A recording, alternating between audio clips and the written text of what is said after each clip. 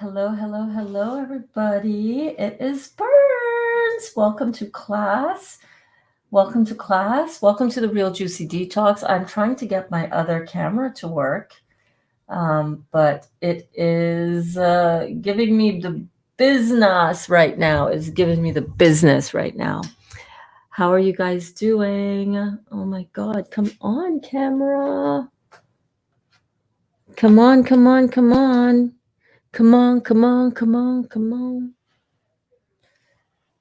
Oh my gosh. Oh my gosh. How are you guys all doing? I know I'm really super late. Drop a comment if you're here. I'm going to try. Let me try something. Hold on.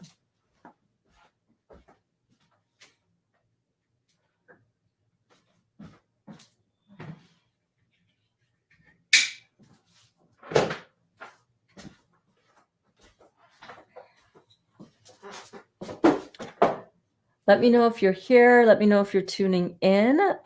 This is not the usual camera setup that I'd like to go for. But hello, Duda. Hello, hello. How are you, my love? How are things going? Good afternoon, Sharon. Oh my God. I'm like so not prepared for this. Oh, that didn't mean to do that. I'm so not quite prepared for this. It's crazy. I was answering. Oh, there I am, live on the broadcast. It kind of looks kind of cool. It looks a little bit grainy, but I'm trying to use my Epoch Cam, my camera, my iPhone as my camera, and oh, I gotta hardwire myself in first of all. Hold on.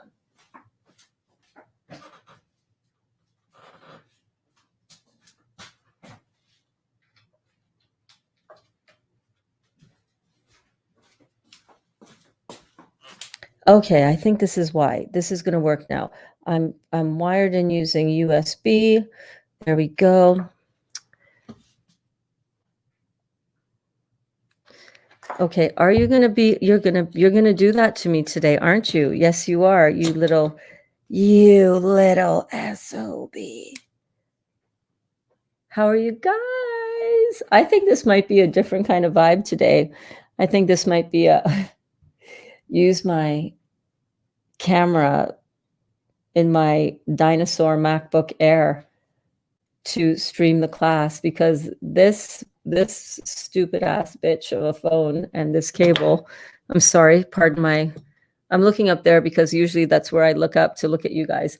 Pardon my French, pardonnez-moi.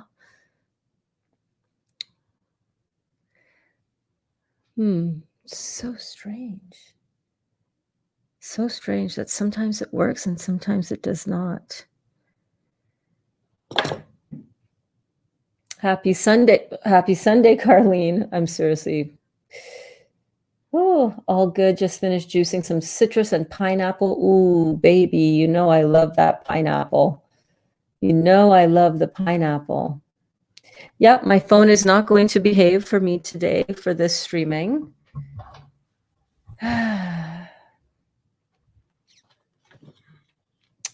Okay. Let's put that over there. We're going to have a different kind of class anyhow. These buckwheat pancakes that I made, if you guys have not been checking out the stories, my Facebook and Insta stories, you guys got to check this out. This is like a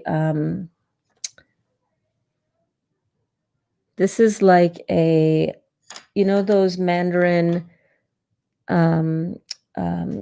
pancakes with the green onions.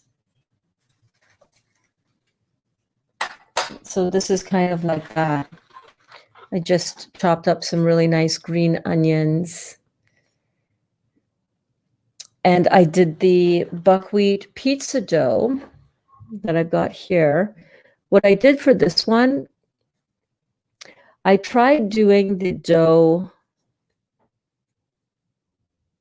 with just buckwheat flour, because I know some of you are struggling to find the buckwheat flour, right? So what I did was I used the buckwheat oats. the not the buckwheat oats. It's not called that. The buckwheat flakes. Hello, Amy. Amy. Hello, Alana. Getting ready for the snowstorm. I know it started. It's snowing out there. It is snowing out there. So I made these. We're just having a relaxed, chill day today in class, aren't we? I made these pancakes, and it came out really, really good, you guys. It came out really, really good. And it's got, what I did was, would you want me to show you how I made them? Okay.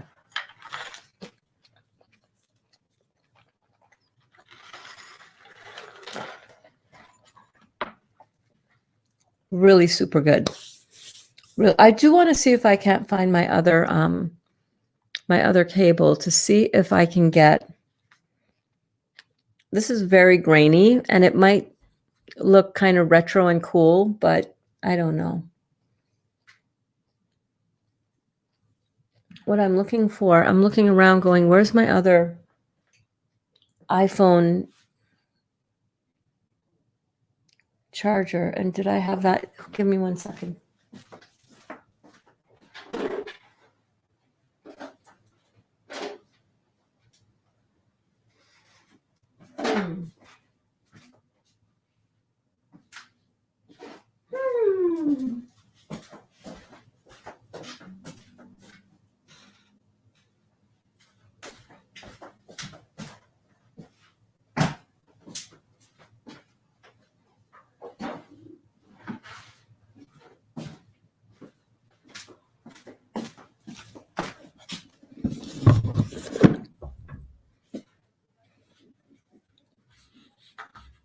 Hey, Cindy.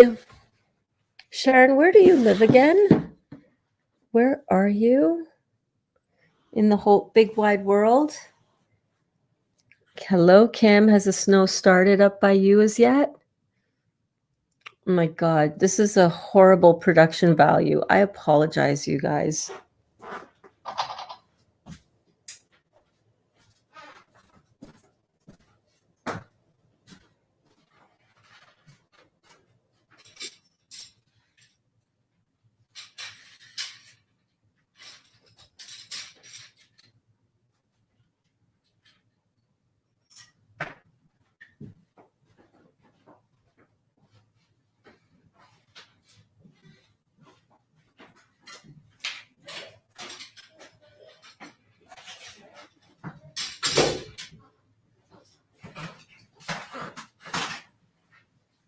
How's it going, your mom?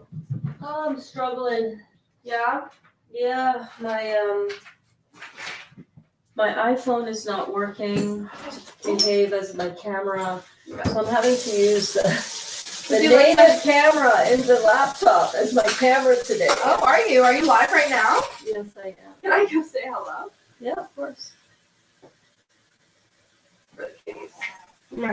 Kitties need to be fed. I know. Okay, well, there we go. We upped the production value. Look at that. We've got light. At least it doesn't look quite so horrible right now. Oh, you're in Ottawa. I see. Yeah, so you're going to be getting the snow too, right? Mom. Yes. It's Hamilton today. Here's what you're trying to I'm Julian, that's what's happening. Okay. Because they have to drive Melissa home. And then tomorrow I can see if we go bus. Okay. Because it's supposed to be better to take, it's more reliable to take it like in this weather. Okay, and where is, oh my goodness, I am struggling today. Can you pass me that mat? Yeah. I'm like, why is my cutting board sliding all over the place? Hello. Kaya in the house. Kaya in the I'm always in the house. house. You are always in the house. Yes, it's been snowing here for several hours. Yeah, same here. It's beautiful out. You know what? If you could do me a huge favor, Kaya, I think I left my charging cable for my iPhone in the truck. Would you go and ask Dali if he can please, or can you just message him and say Mom needs her charger? Yeah. because I would really like to use my camera, the one I usually use up there, and get a wider angle because we're cooking today. We are cooking in the Real Juicy Detox. Kimberly says, Kaya. Oh, can I ask you a question? And Louise says, whoop, whoop, all the love. Louise lives in Limerick, Ireland. I said, oh my God, can it get any more Irish than that? Limerick, Ireland. Yes. What am I getting from the truck? I need a proper charging cable for Your my phone? iPhone. Yeah, a USB to Lightning. Because my phone is not. He's in Glenda. Just.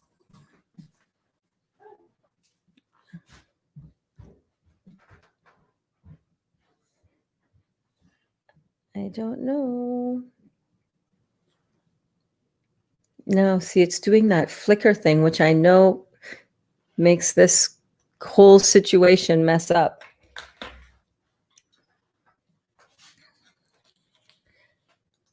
Hello. Is it raining by you? 20 to 30 centimeters of snow is what Sharon is expecting. It looks okay to you? It looks okay to you? You're so sweet. I love you so much. I know it looks okay, but you know, okay is not really what I go for over here. I'm sorry. It's just so bad. Duda says, hey, you guys, I'm super jealous. You have snow. Hi, Kaya. I'll let her know you said hi, Duda. I just picked up my dehydrator. Alana, yes, Alana. Alana's going to be making some delicious stuff. So what I want to show you guys, now that I've gotten through all the greetings for class, is this is the dough that I made. Now, this morning, I tried a few different doughs. I tried the buckwheat dough with just buckwheat flour, and I did not love it. And when I say I tried it, I made it into, I cooked it. I made them as a roti where I cooked it on a not iron skillet. And I wasn't really wowed by it. I found that it just tasted grainy, like it was pasty inside. So then I said, you know what? Let me make another batch of that dough that we've done for the pizza, and let me use buckwheat flakes. Now, I know some of you cannot get your hands on the buckwheat flakes, and that is why I've been trying so hard to come up with an option for making this with just the buckwheat flour, but it's just not working out for me. So I would recommend if you cannot find the buckwheat flakes in store where you are, I really do recommend you get it, search online. Um, it's hard to find on Amazon sometimes, but if you look, I was looking for it, I was searching for it today, by where to buy buckwheat flakes online. This is just what I have found to be better for myself. Let me just see something here. Kaya's dad just messaged me. Oh, cool. Interesting. Okay. He just sent me a link to look at. Anytime you want to do a house switch, Dada, because I'd rather be in England, or Duda. Yeah. Yeah. You would rather be in England right now? I think everywhere in the world is kind of like interesting. Hello, Cheryl. How are you doing?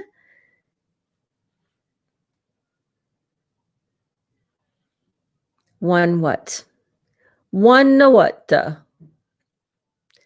One love. So what I did was for these, and I'm going to show you, I'm actually going to show you exactly how I made this dough. And I thought we would do that, and then we would make the sweet treats that we were talking about in this morning's class that I am so excited to make with you guys. But first, I want to do one thing. Just give me a second.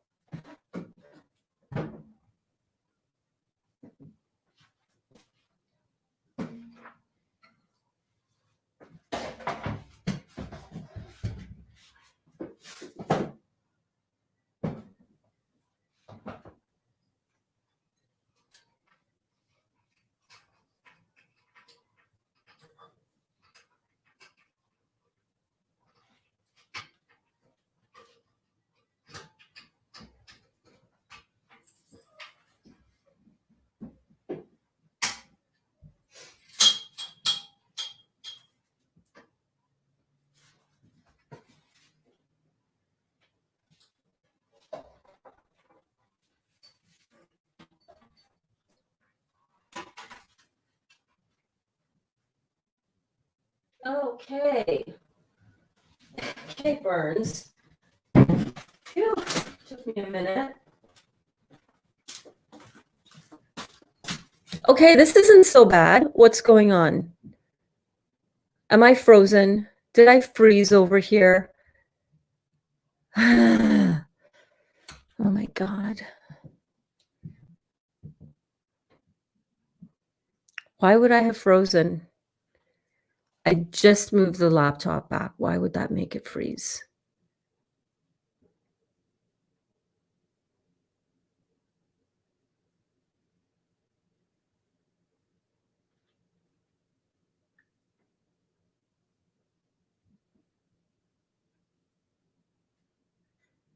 Oh my God.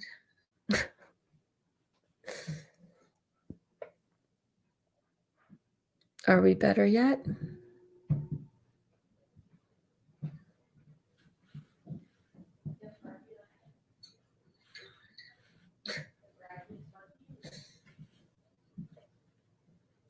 Ooh, Louise, open to house swapping. Yeah, Limerick was probably so beautiful, right? Hello, Janita. How are you? Can you guys see me okay? Can you hear me? Is it okay? It's okay? All right, good. Yeah, Limerick was. Okay. I love that you guys get to be here with me as I feel like I'm failing forward in the worst of ways. Like, look at this lighting. This lighting is like sad. This camera is sad.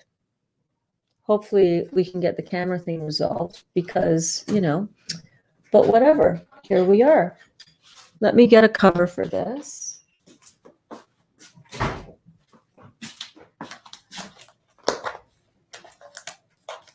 This was the chili that I made the other day for the pizza topping. Oh my God, it came out so good. And it tastes so good with these pancakes. So here is that dough. Here is that dough, you guys. I'm not frozen over there. Yes, it's perfect. Okay, awesome. Awesome. It only took me 18 minutes to get into that groove. So what I have here is that dough that we made. I'm going to get some water to start boiling because I use boiling water to get this going. So this is not a live dough. Like it's not, it's going to be cooked. If you want, you can cook this, or if you want, you can still put it in the dehydrator, but I am going to use boiling water for the first part of this recipe.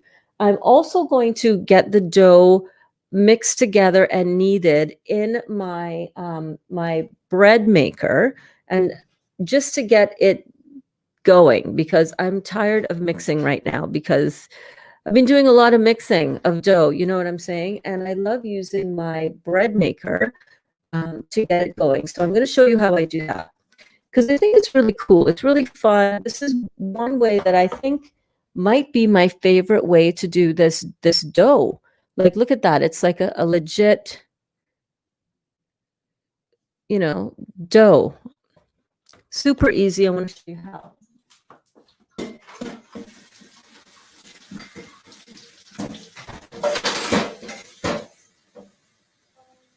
Any luck? Only the keys. Huh? Only the keys. It's hard to hear either. You know what? It's okay. I'm just going to leave my camera like this. Okay. Nobody seems to mind but me, so I'm just going to let it go, let it go, let it go.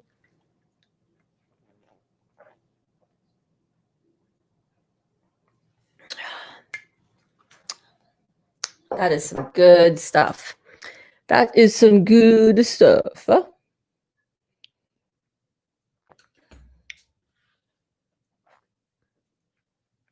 How's everybody doing today? Judah says, Kimberly, you are welcome anytime. I do love the snow, spring and summer, but just cannot deal with the rain and the wind. Yeah. Is it just so cliche, but so true about the London rainy, foggy seasons? So this is what the dough that we're going to end up making. Smells delicious. It's got a beautiful flavor, and we're going to get that started right now.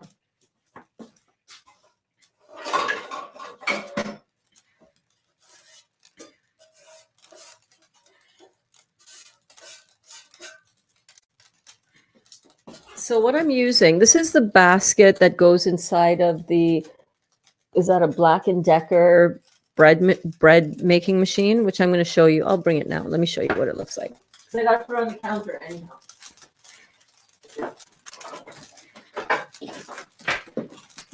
So this is the bread machine here. And we're just going to use it to do the mixing and the dough part, the dough prep.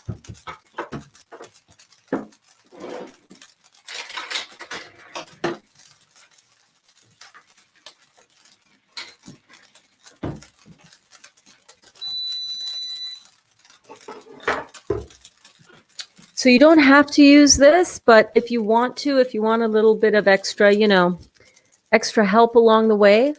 Oh, by the way, I like that I'm in my cozy sweater today because it's really chilly outside. It's snowing. Duda, I'll take you to see it, but I can't actually because my laptop has too many wires coming out of it. You can see it outside. Look out the window.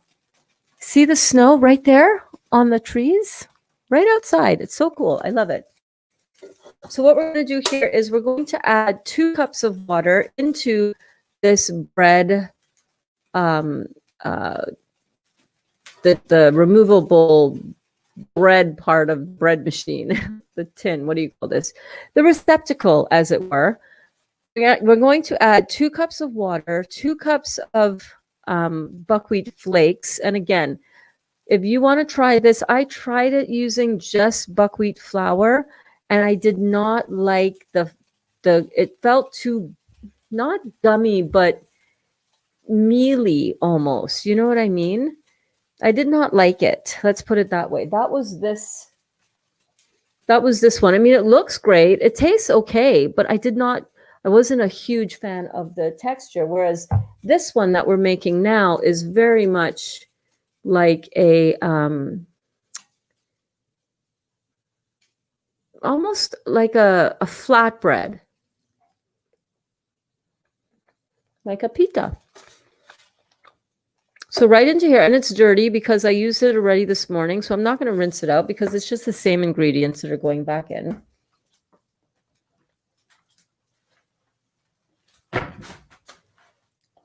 My water is boiling, and I want to get that in here first. To the water, I'm also going to add about a tablespoon of olive oil, like so.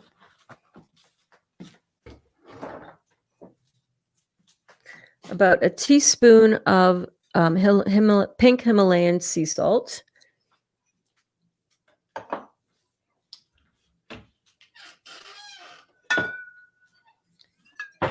And about a tablespoon of raw apple cider vinegar.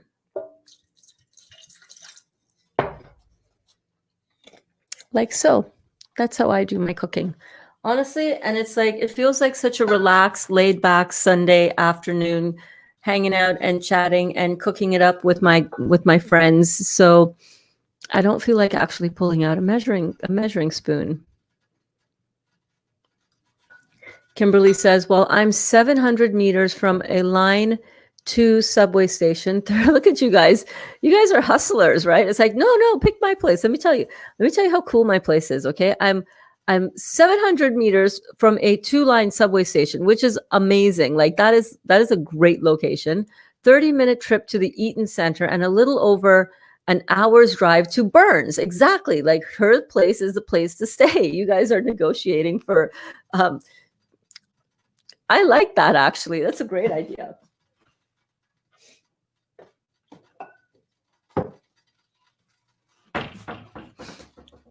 Are we having fun yet? Kimberly says, it's been lovely the 2 times I've been to London, late April and early May. Duda says there is no fog occasionally in the winter, but constant cloud and 4 seasons in one day. It's a bit too much for me, but hey, it's like we get the same thing over here, Duda. We sometimes, like last week, it was summer over here. It was like, oh my God. Remember, I took you guys shopping with me. If you guys are not following me on my stories or my on Instagram and on Facebook, you got to check those out because we do have fun. I take you guys shopping with me all the time. Remember last week I was at Dollarama, going into Dollarama, and I was like, or coming out of Farm Boy, and I was like, oh my God, it's like summer. I know this is the last time I'll be able to be out here without a jacket on in my summer clothes. And now here we are. It's winter. The snow is literally falling outside my window. And you can literally see it. Oh my gosh, this is so cool. Look, you can literally see the snow falling. Look. So awesome.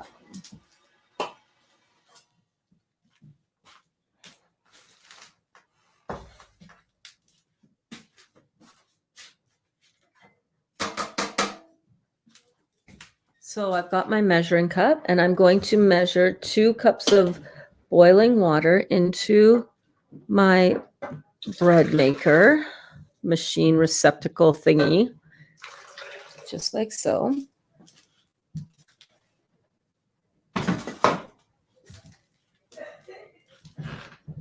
How are you guys all doing? Duda says, that's okay. I've seen your stories. I used to sit for hours and looked out of a window when snowing when I was little. You miss those days. Aw, it's such a sweet memory. Sounds fab, Kimberly, right? Okay, so we've got our boiling water in there.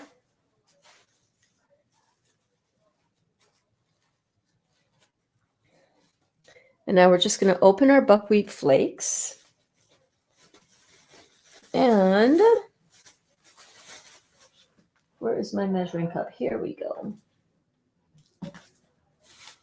And we are just going to measure out 2 cups of buckwheat flakes. 1.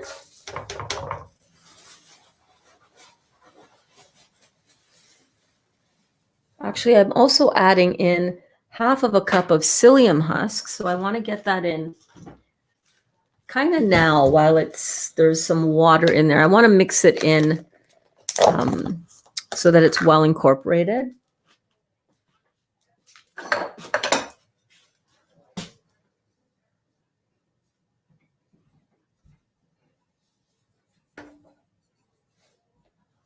Do it in layers. So altogether, 2 cups of buckwheat flakes, half a cup of psyllium husk,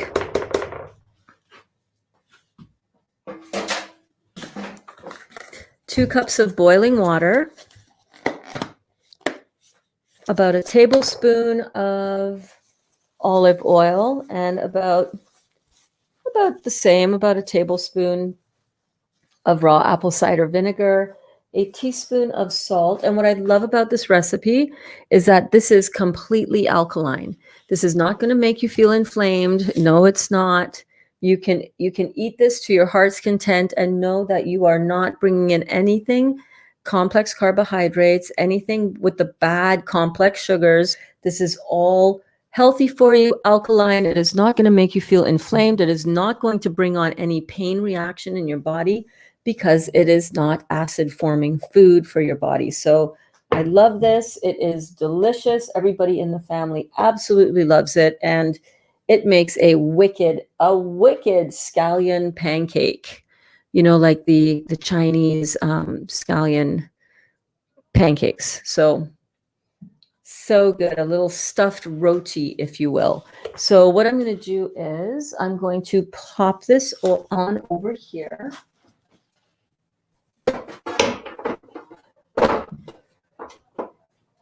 And it just clicks into place. I'm going to turn it on. And that's it. It's just going to mix it around.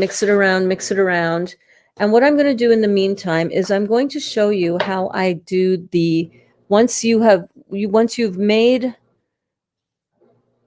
the dough, and I'll show you that process in just a couple of minutes. It'll be ready to go. But what I want to do now is I want to make it into that stuffed pancake. So I'm just going to form a couple of balls about a quarter of a cup. See, that's my half cup measure, about a quarter of a cup in size, or whatever size you really want. You want to make your balls big, make your balls big. You know what I mean? You want to make your pancakes little, tiny, little wee, little baby pancakes, make them into little ones. So it's totally up to you. Totally up to you. And this dough actually has been sitting on the counter. Let me give it a little bit of a knead here, because it needs a little kneading. You know what I mean? It was starting to get a little dry on the side there. Not that it really is going to matter. So you just want to give this a nice little rollout like so. Did you guys enjoy this morning's bouncing class? Oh my gosh, we are rocking and a rolling with our bouncing. I'm really proud of you guys. So we've got two balls, almost the same size.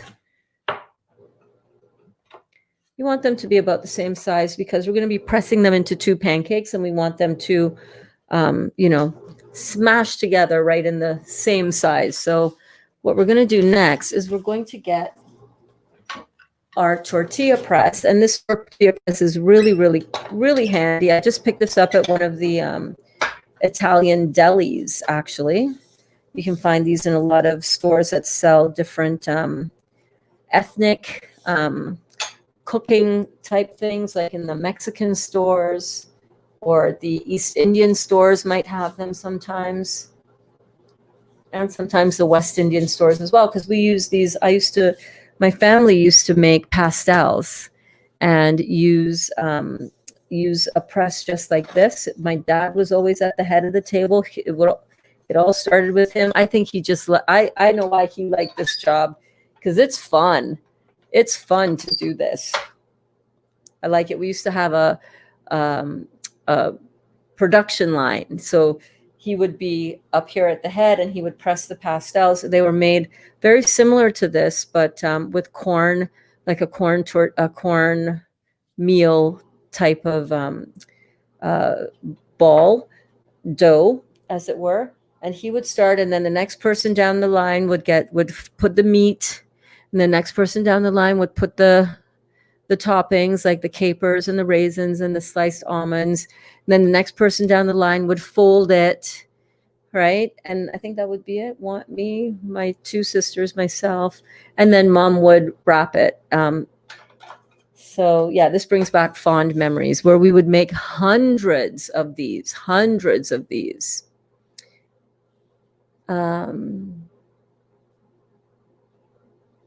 Hi there, Vishaka. How are you? Thank you so much for tuning in. Welcome. It's so great to have you back.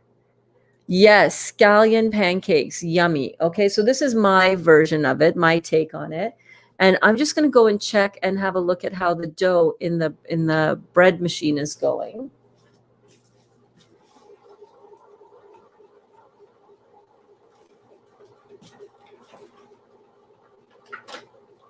And it is looking good. I'm just scooping down the sides. I know you can't see it, camera situation and all.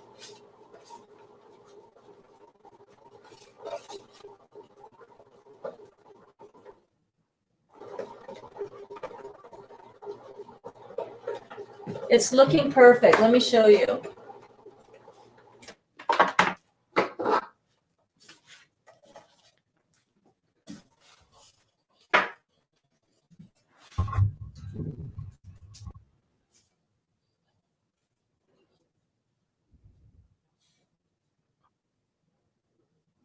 Okay, so it's just come together.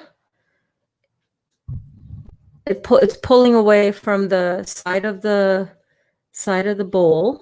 See? Love this morning's class. Always learning and growing. So great, Karen. It's so good to have you there. And it'll just fall out just like that, but it needs a little bit more mixing.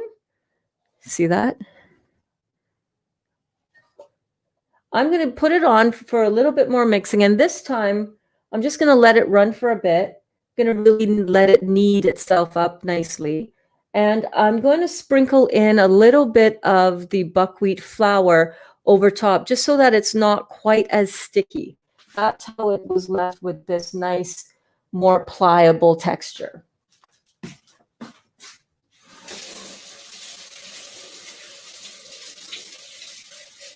Look at the snow. Look at it.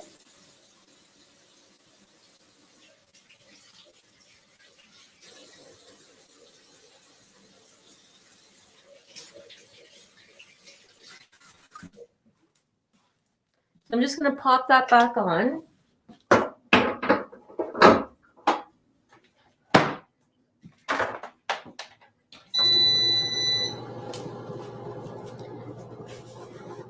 So right now what we're going to do is we're just going to press these. You can't stop my bread maker like that. Guess what? I just unplugged it. I just unplugged it because I can't stop it either. Do you love the snow as well, Janita? Oh, so good. Okay, so what we're going to do now is, by the way, I did want to talk to the class a little bit about trusting this detox process. One of the reasons why I was a little bit behind in coming on live today, and I do apologize, is because I had one of the students in the class was like kind of freaking out over her detox symptoms that she was experiencing.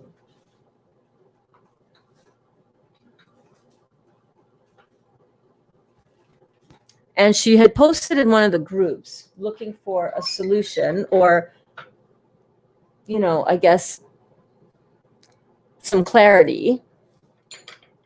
And I had seen it in the group yesterday, but, yesterday it was kind of my self-imposed day off a little bit. I wanted to spend some time with my delicious lover and just needed a break from dealing with technology issues, that I've been having all week with these live streams.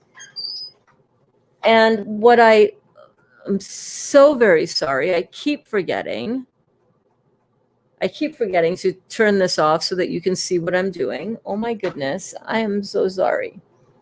So what I'm doing is I'm just pressing this out, right? So you'll see me do the next one. I've got one of them pressed here into a nice flat tortilla-like patty, or not a patty. I don't know what I'm saying here. A tortilla-like shape. Okay. And I'm going to do the next one here. So I'm just going to take a piece of saran wrap and put it down on the base of the tortilla press, right? This is the side that stays down. This is the side that levers up, that you press it down with. So I put a piece of saran wrap on both top and bottom. I put a dough ball in the middle. Actually, not in the middle. Can you see that? It's actually a little bit closer to this hinge side here. Just a little bit. Because if I put it right in the center, it slides it over to here and then it presses it too thin. So I learned after the first time, I was like, oh, okay, that happened. Put it here so when this slides down, everything presses out nicely and evenly.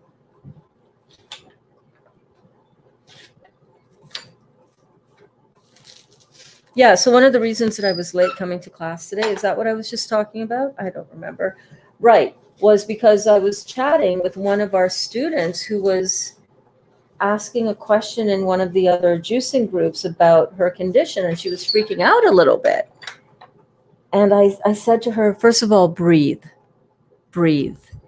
just breathe. Are you feeling right now? Because she was worried that she was experiencing or going to experience an anaphylactic shock reaction to the fruits, or was it some herbs that she took, or was it this, or was it that? And I said to her, the first thing I want you to do is to just breathe. Just breathe. Then I said to her, do you feel that you are having an anaphylactic reaction? Do you feel that your throat is closing up? And do you feel that you are going to need your EpiPen? And she said, well, no, but I know that this might lead to that. And I'm really nervous. And I said, I understand exactly how you feel. When I had the detox symptoms of having a UTI, a urinary tract infection, a bladder infection, I freaked out too, because I had had a long history of needing to be in the hospital if I had one. Hey, what's up? Good down here. Does it? Really good. It smells really good because it is really good. Let me check on that bread. Hey, hold that thought.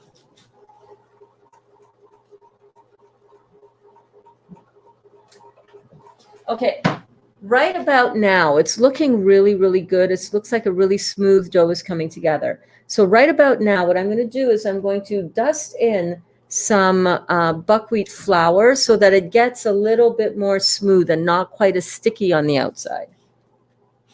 And I think this is buckwheat flour. It may be sorghum flour, or maybe sorghum flour is what I used this morning. I don't know. We're using a seed flour right now.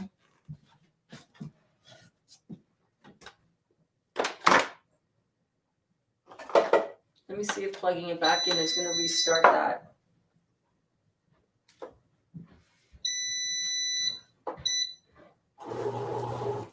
There we go.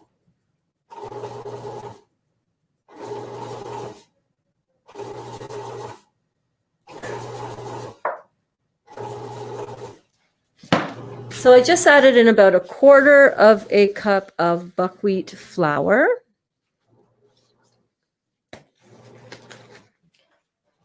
And that is going to get the all around it to be really nice and smooth.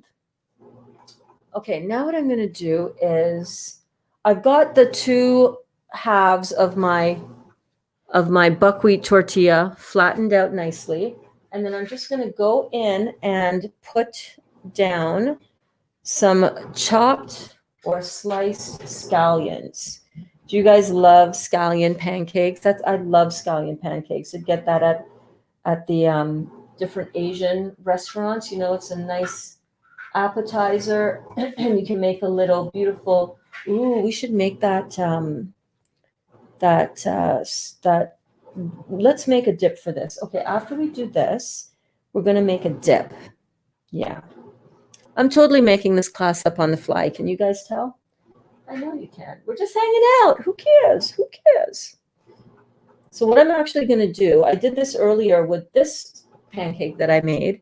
I'm just going to flatten this down to just get those pressed into the first dough, like so. And you could even technically just cook it like this. I'm kind of almost tempted to do this one like this, face down in the pan. What do you guys think?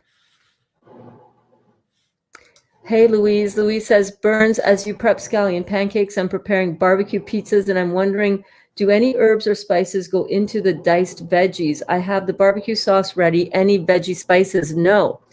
That's the thing about it. I did not put any veggie spices in that. I just did it exactly. Are you following the one I did with all the chopped peppers, the chopped tomatoes, the sliced mushrooms, and the chopped pineapple? It was just that pineapple juice that brought everything together, and the sun-dried tomatoes, the chopped sun-dried tomatoes. It was really good, and no veggie spices.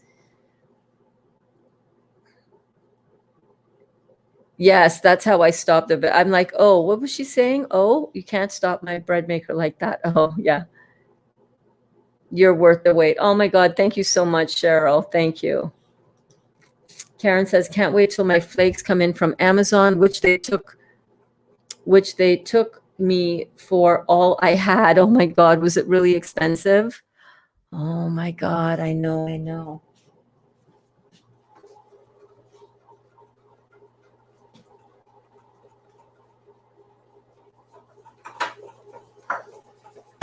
Okay, so that first quarter cup of flour was really nice, but the dough was still a little bit damp on the outside. So I just added another half a cup. I might have to add a total of 1 cup for this to come together into a smooth dough that is not sticky and tacky, but that's okay because I'm not mixing it, y'all. The bread maker is. I love it. I love that. I love that about it.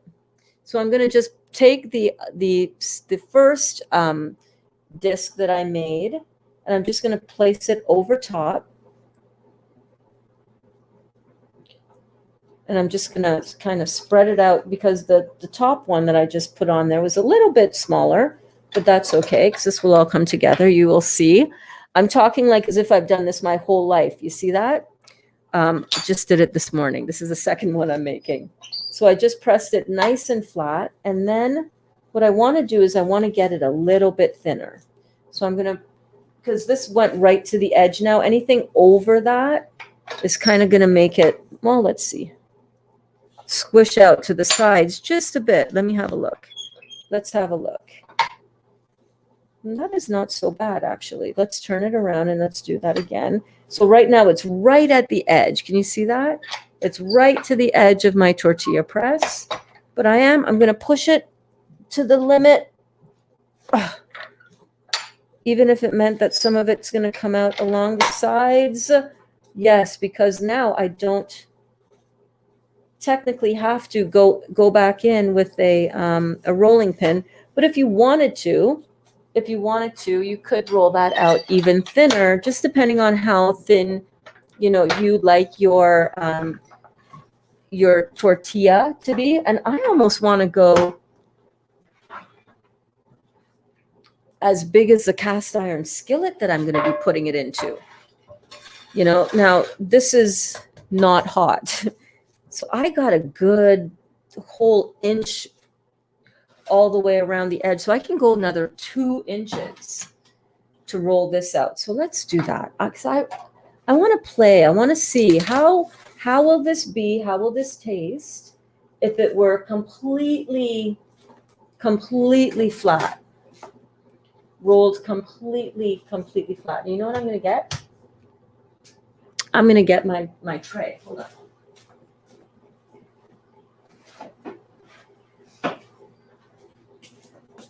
Yeah, I love that you guys, that we get to do this together, that we're hanging out in the kitchen together.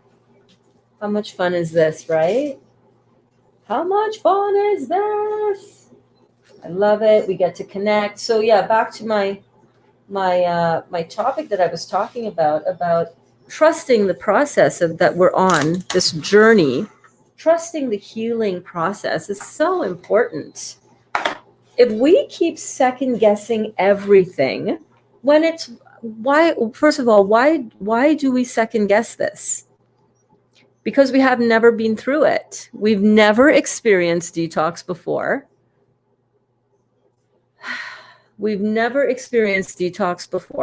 So where do we go to figure out and to find out, is this normal? Well, yeah, you could go to some of the Facebook groups, but please bear in mind that half the time those people don't know what they're talking about. They don't. They're coming from a medical standpoint. Oh, you need to go to a doctor. You need to get antibiotics. It's like, yeah, you're in the wrong group if that's your recommendation for what this person should be doing in order to heal or to deal with these symptoms that they are experiencing.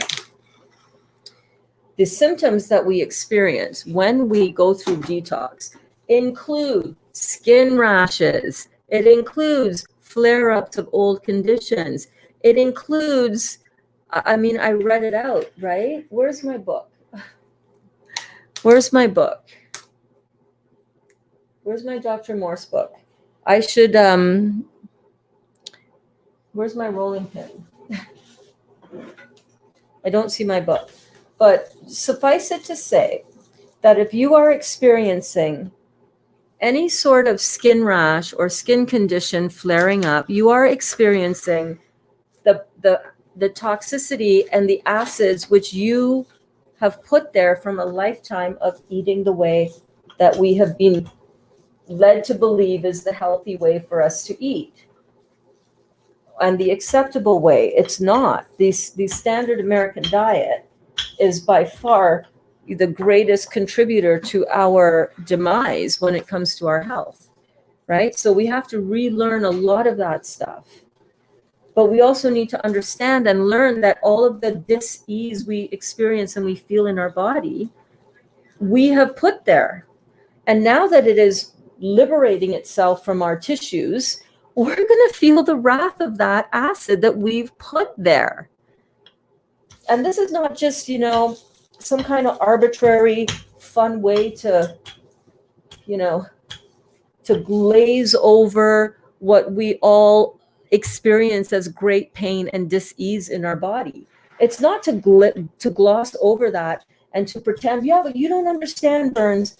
You don't understand. This is real. This is really happening. Like, look at my rash. Like, look at it.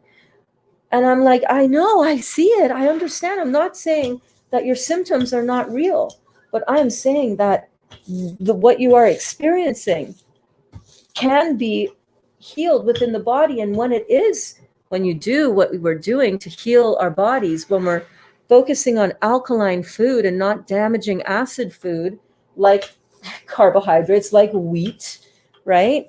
Like processed sugar, when we focus on alkalizing food, our body is going to heal itself.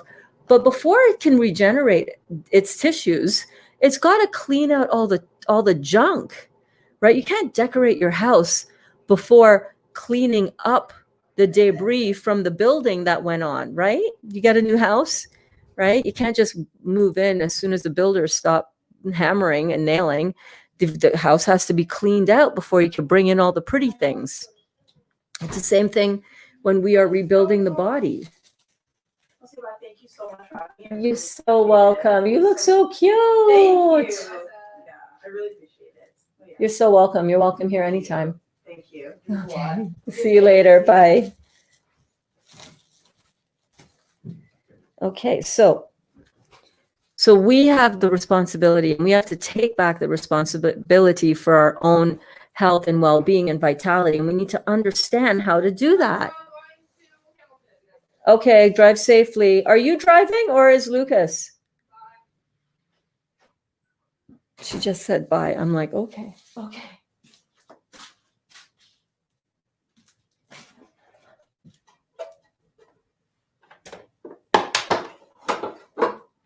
Okay, so this is what the dough looks like. Voila. Right? Perfect.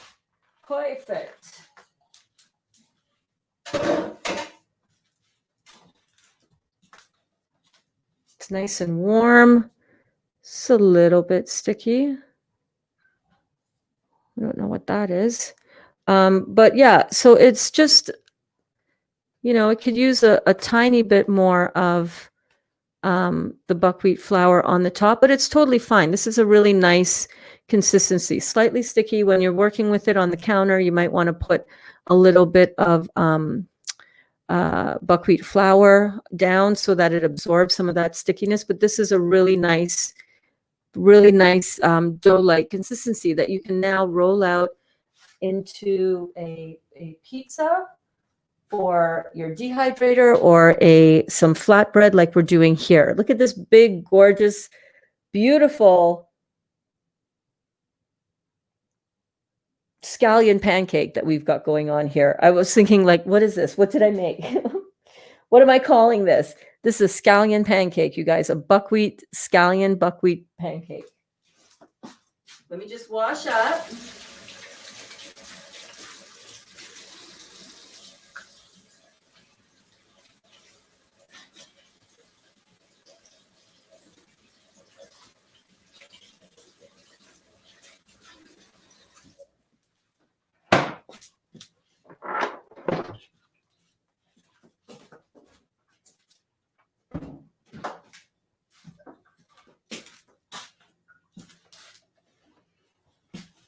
How are you guys doing? Okay, let's see here. So where is the buckwheat flakes and flour made? In the mill, in the flour mill. I don't know. wherever they process buckwheat flakes and flour, I imagine. Yes, I'm following your recipe. Just wanted to make sure I didn't miss something else. Thank you. Okay, no problem. Yeah, absolutely no problem. So what I want to do is I want to make sure that this is going to fit, and it is going to be a little bit bigger, but that's okay.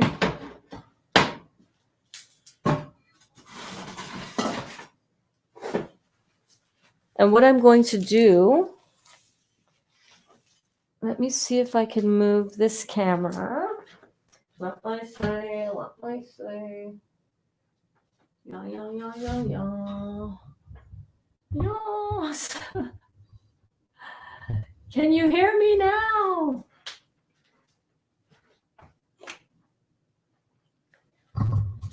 So this burner back here gets screeching hot, which is actually what you want for this. A little while ago when I was doing this before Jolly came in, he didn't know I was working in the kitchen on this. And he came in and he laughed out loud. I'm like, what is so funny? He's like, oh my God, you're burning down the house. Burning down the house. So this is perfect. I'm just going to wrap this up because I'm not going to make any more of these. I'm going to just, right now, I'm just going to put this away. Just going to wrap it up in some saran wrap. But that is basically it for the buckwheat pancakes. Now you can bake this in a loaf, so just like this, so that you can slice through it for some toast, or you can make this into more of these. You can even turn this into cookies. Sahar's kids have been, her daughter Aaliyah has been making buckwheat cookies. So I can't wait to get her recipe for that. She's made this into cinnamon rolls. So her 11-year-old daughter is just so beautifully on this healing journey with us as well. So I'm just going to put that aside. That's going to go into the fridge for later on when I do something with it. But for now, what I'm going to do, I'm actually going to cut away some of this so that it fits in my pan. And I don't know if I'm cutting this to the right dimension, but I'm going to pretend like I know what I'm doing. And hopefully I will look like the pro that I am. LOL. I'm still not a pro. I'm just a chick figuring shit out in the kitchen. You know what I'm saying? That's all that's happening here. That smells delicious, though. That smells delicious. And nobody just saw what I was doing there, which is quite a shame because look what I did. I just cut out this. I'm so sorry. I'm sorry, not sorry. Okay, so we're getting the cast iron pan. I recommend you using a cast iron pan for this because it really is going to retain as much of the heat as it possibly can. I always, whenever I'm cooking with a cast iron pan, you guys got to be really careful because this handle can get screeching hot as well. And it is no joke if you mistakenly forget that. So what I always do is I put a dish towel. I know there are those silicone protector handles that you can get. But since I don't have that, and I don't have a gas with a flame burner, I'm pretty confident that this is not going to catch on fire. I just put a folded over dish rag over the handle so I don't, absent-mindedly, as I often am in the kitchen, I don't burn myself by holding onto the pan. So it's starting to smoke up. I can see it now. And all that I'm going to do is I'm going to put a little smear on the back of a spoon of some coconut oil, just a tiny little bit. Half a teaspoon, if that. And I'm just going to go and open my door so that I don't smoke out the entire house. All right, you can see that? How that just totally smoked up, right? I can turn this burner down a little bit now.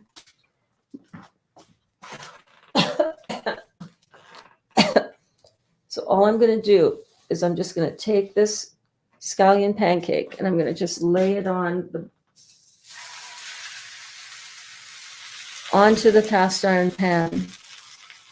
And I see that I could have left some of this in. Oh, well, that's okay. I'll take care of that later. And what you want to do is you want to just sear that on each side for, oh, I don't know, until the smoke starts screaming out from the sides. That's the best way that I can describe it. That is when you know that it is cooked on the other side. You don't want to go touching it before it's ready to go. You guys can see that over there, right over there. Yeah.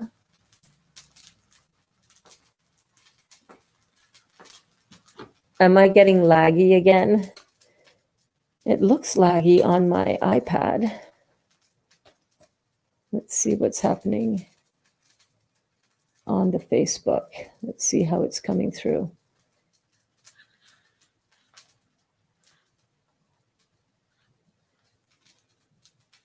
It looks all right. So when you think your house looks smoky enough inside, like as if somebody lit a big bonfire in the house, that's when you know it's ready to flip. It's true. It gets really smoky in here because we're like almost charring the other side. I'm going to open the door here that kind of goes to the outside, and it's the screen part of that is open.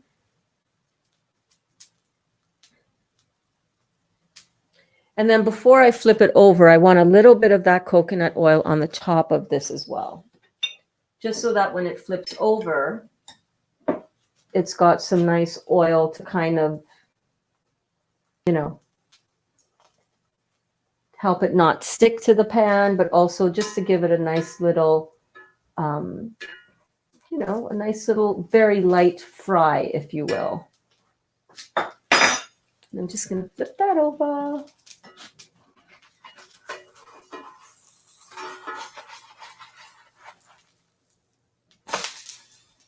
Ta-da!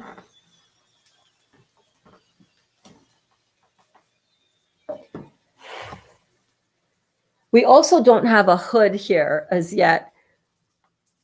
Redid the kitchen like a couple years ago, and I don't usually make the house seem like it's burning down, right? I really am a good cook. But we never did get the hood for the kitchen. So when this happens, I just open up the back door, and the screen door kind of keeps everything from coming in that we don't want in. You know what I mean? Okay, and that is it. We are done. Let's have a look. Et voila. Okay, let me move the camera so that you guys can see that. Oh yeah, that looks really good. I think I could have cooked it a little bit more on that side. Hold on. Hang on. I'm not done.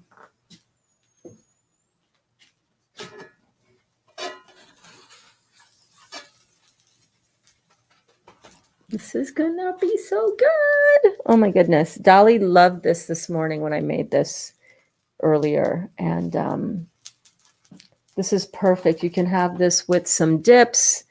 You can have this with hummus. You can have this with that chili that we made the other day. That would be amazing. You can have this with some of the barbecue sauce that we made. You can have some ivar on top of this, that roasted pepper spread. Okay, so now we are done. Let me turn it. Oh yeah, baby. Oh yeah, baby. Let me turn the camera back around.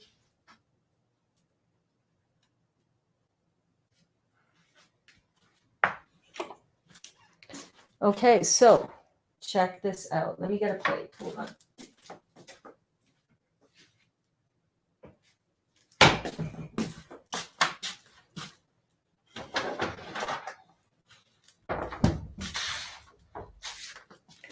So here it is.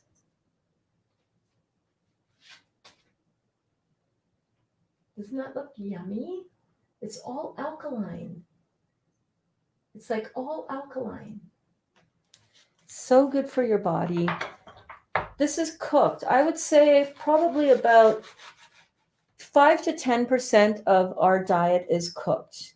On some days, that might be a little bit more. Like on days when I actually make these pancakes, which is not every day, it might be a little bit, it might be more like 10 to 20% cooked.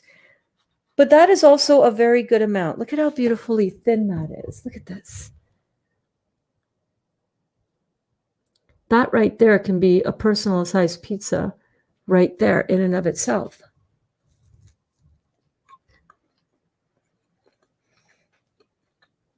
Mm.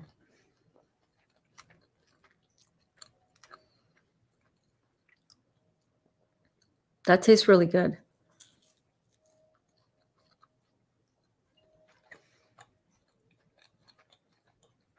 Mm-hmm. I'm really happy with that texture. I like that I pressed it really thin because it really has that feel like a scallion pancake. Of course, it's a bit crispier, I would say, than a traditional scallion pancake, which I feel is more like a poured batter, more like a crepe than a pancake like this. But this is delicious. Mm-hmm. Mm. It's got a really nice charred, if you like your bread with a little bit of char on it, that would be a great idea.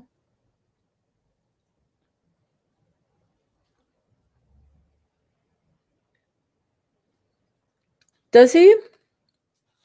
Does he say that, Kelly? There are different thoughts on acidity and chickpeas, so I know that that Dr. Sebi says that chickpeas are alkaline.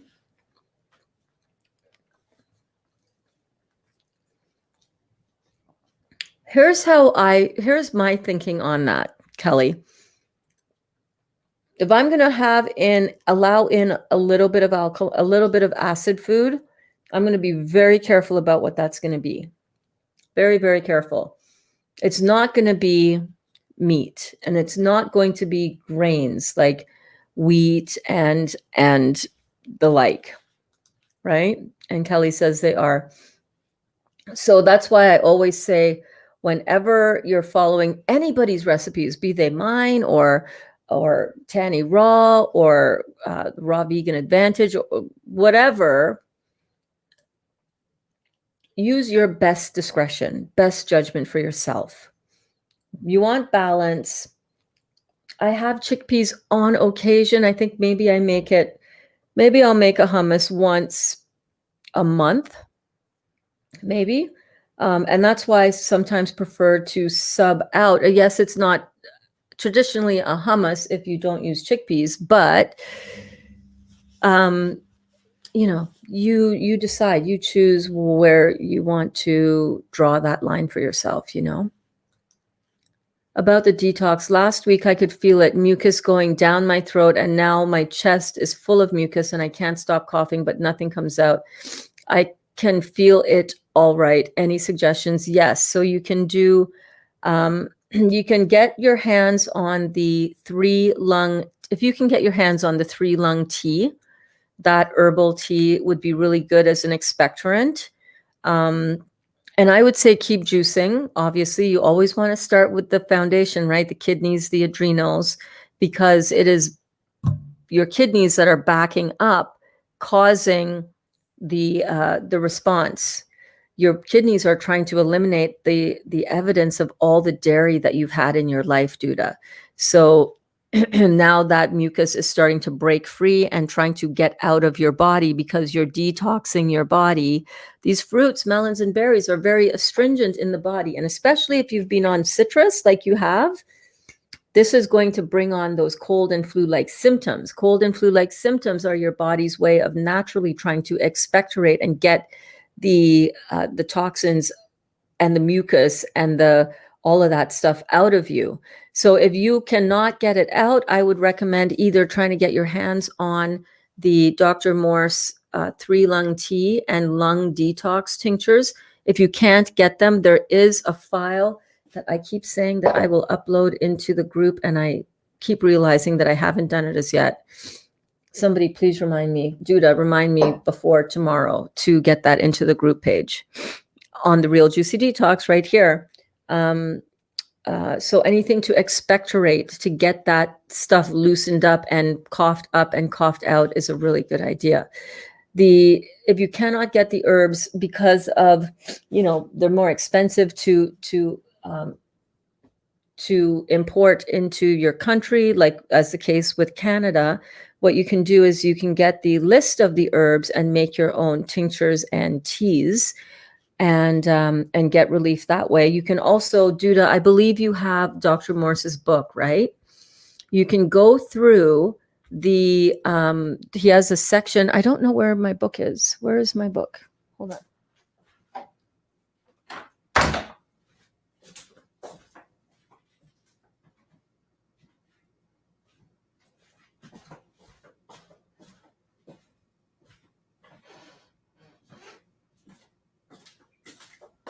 Yeah, it must be in Glenda.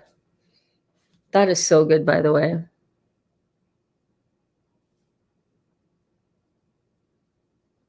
That's a great one. That's a good recipe. I'm really happy about that. You can look through his book in the my book is in Glenda, but you can look through the Dr. Morse book, and you can go through and just read through the list of herbs that are the power herbs that are listed there, and you're going to find that so many of the herbs, and also check on. There's a whole different set of ways to do this. You can read through the book in the power herb section, where he talks about the power of the botanicals and the key botanicals that are good for treating different, or not treating. We don't treat symptoms. We don't go after the symptoms. Different herbs that support your body and support that area of your body for its detox.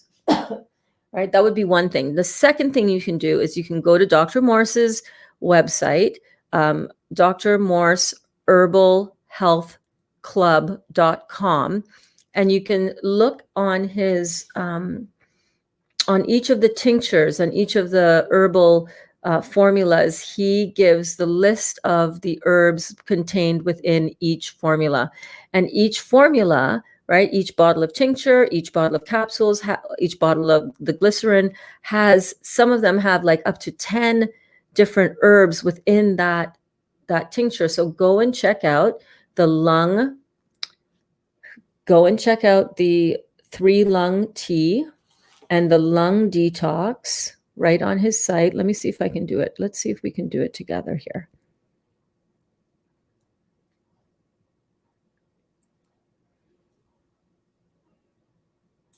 Okay, and then you can source those herbs in your own country.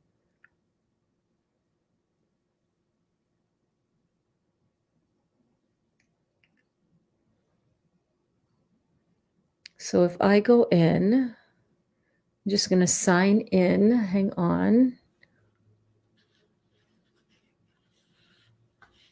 So what you're experiencing is very, very, very common. So for example, I want to search for the 3-lung tea.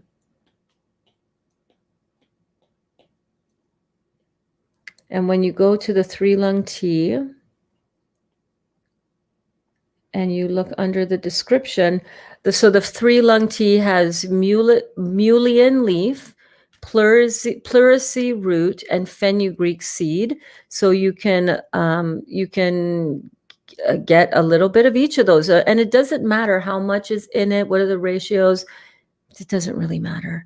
Equal parts will do just fine. The herbs know what to do when they get in your body. So those would be some teas that I would recommend, some herbal stuff, and you can go to any herbal supplier. You can get this, you can do this online as well for our Canadian people. Herbie's Herbs is a great one because you can also make them into your own tinctures. Yes, you can. And then the other one that I would recommend for you, the 3-lung tea and the lung detox.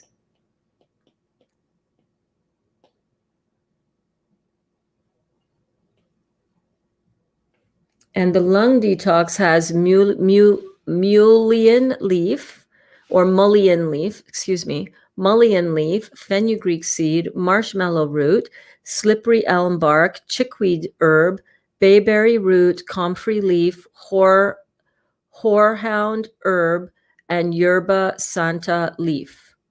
So I would try to procure those herbs, or if you can, get your hands on the Dr. Morse ones. It's international shipping is tricky now with this whole lockdown and COVID situation. So you might be better off to get these locally sourced. I hope that helps, sweetie. Kelly says, yes, I was looking for the page number. Yes, doctors said, Dr. Sabi says they are alkaline. So it's kind of, Dr. Sabi was also a very trusted and very powerful knower of the truth of this as well. So you do what you feel called to. That is always the best way. And I'm telling you, the issues and the problems that most people have are not going to come from adding in a little bit of hummus into their diet every so often. It's from the onslaught of meat and the onslaught of complex carbohydrates, and the onslaught of sugar and processed carbohydrates, which is why I'm so excited about sharing with you guys in my Juicy Detox kitchen, because every single thing that comes through and ends up in this kitchen that I have any control over. I don't have control over when the kids want to order their pizzas or their junk food. That's none of my business. None of my business. You want to do that? Your body, knock yourself out. You know the way to your health. And if you want to postpone that for a little while because you're not, it's not that much, I want to eat my junk food, go ahead. I will provide opportunities for beautiful, healthy food for as long as I am here. I know you could eat hummus every day. And I don't necessarily think that there's anything inherently wrong in hummus. Anything too much is going to be, except for fruits, melons, and berries. I don't think you can have too much of this.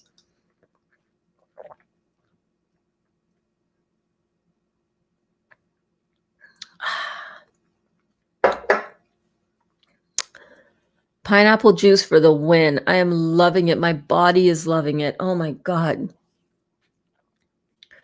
Truly amazing fruit. Is anyone else, great question, Cindy, is anyone else still on the juice fast, or has everyone transitioned to eating? Just curious. Well, I think there are some of us who have transitioned to not to I think I've gone, I want to say about 80% juice and 20% juicing. I know a lot of people are still on the 100% juicing, but that is a great question. Maybe we should do a poll on that in the group. And I say for however long that your juicy journey has lasted, where you're focusing just on the juices for cleaning yourself, that is great. That is perfect for you. Perfect for you. Now that's why I'm starting to really showcase and show, a lot of beautiful options for keeping your detox going while eating food, like while chewing food. It's not just enough to say, oh, you just got to go back to clean eating. What is that even? And people who talk about clean eating are just they're eating a lot of acid. They're calling it clean eating, and it's like, no.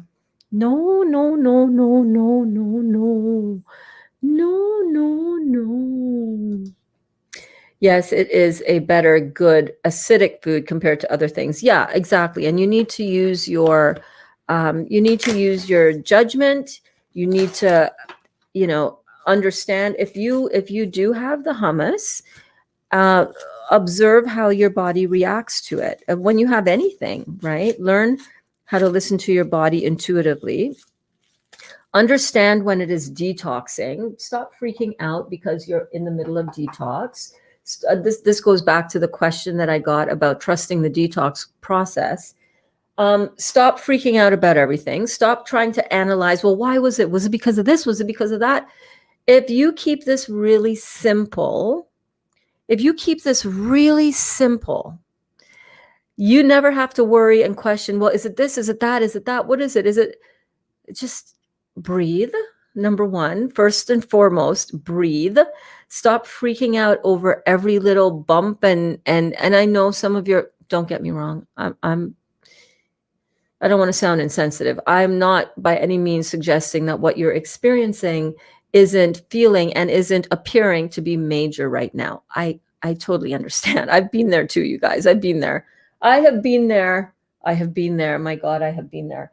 I am saying that all of the things that are happening to you, another person sent me pictures of her fingernails that were cracked and that were like falling off. And I have not had a chance to get back to you as yet. So Lois, if you're watching this, I'm so sorry. Uh, Cracked and falling off fingernails are part of the detox symptoms, you guys. All of these crazy things that are happening in the body are happening because we put a shit ton of chemicals and foreign chemistry and non-bioavailable forms of so-called food into our bodies, and our body has to heal from that. And sometimes it looks ugly, guys. Sometimes it looks ugly. That does not mean that you're messing up. That does not mean that it's not working. That means that it is in fact working very, very well. You should be in bed, doubled over in pain, but going, yes, this is why I came. I'm not saying again that everybody is going to have that kind of doubled over in pain detox healing crisis. I'm not. Everybody is different. Everybody has them at different points. Listen, it's part of the process of cleaning ourselves out. Sometimes it's ugly, and sometimes it looks gross, and sometimes it's painful, and sometimes it's scary. But if you know that you are doing everything within your power to keep out acid stuff and to keep yourself hydrated and flushed with beautiful fruits, melons, and berries in the form of juice in particular,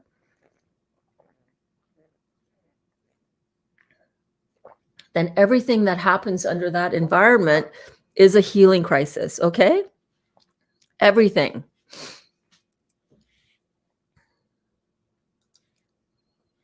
Thank you so much, Ethereal Material. My goodness, I love your profile name. Judah says, I do believe we have the Dr. Morse page in the UK. We'll have a look at it tonight. It's not that you have a page in the UK. He ships internationally. So if you want help figuring out what you should take, and if you want to order through me, which just gets it drop shipped directly to you at no extra cost, then just let me know and I'd be happy to help you sort that out. And that would help support, what I'm doing over here too, which is great. Kelly says it was either hummus or meat with asparagus last night. I went with the hummus. Great choice. That's an excellent choice. Did you love it? Did you have any veggies with that? You could have had some of the asparagus up here as well. You could have had the asparagus with the hummus instead of the meat with the hummus. I'm transitioning right now, Cindy says, Alana. So when we come off, Alana is not talking about transitioning into the next dimension. She's talking about transitioning to chewing food again. And that is awesome. So when we transition back to chewing food, we want to have fresh fruits, melons, and berries for the first couple of days. You can do a prune test where you soak a bunch of prunes overnight, you drink the juice the next morning, you eat the prunes, and you see that the prunes are passing through your body all in one piece, whatever. I never did that. You can do it or not do it. It doesn't matter. But what you want to do is you want to gently ease your way back into chewing food with preferably some really juicy, delicious, your favorite fruit like mango or something like that. I'm eating detox foods and juicing, Cindy. Awesome, Kelly. See, we're all still in it. We're all still in our juicy jumpstart. I love it. Sandy, hey, girl, how are you? So good to see you. Sandy says, I'm juicing, eating fruit, and I've had some acai bowls. Yeah, you guys got to check out Sandy's post. She is posting some sexy acai bowls. Ooh.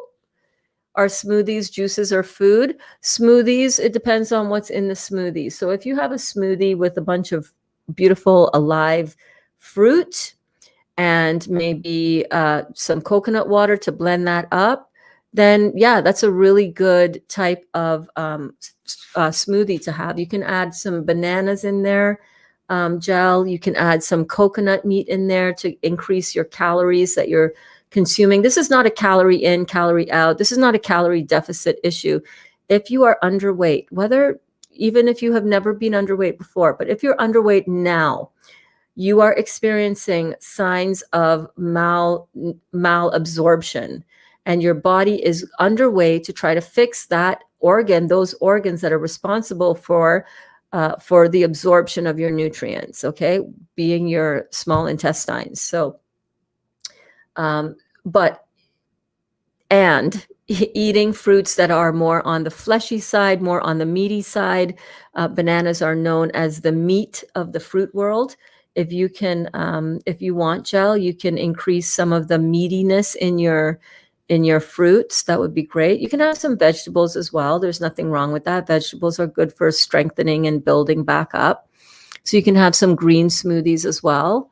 You can have some greens in your smoothies as well as with the fruits,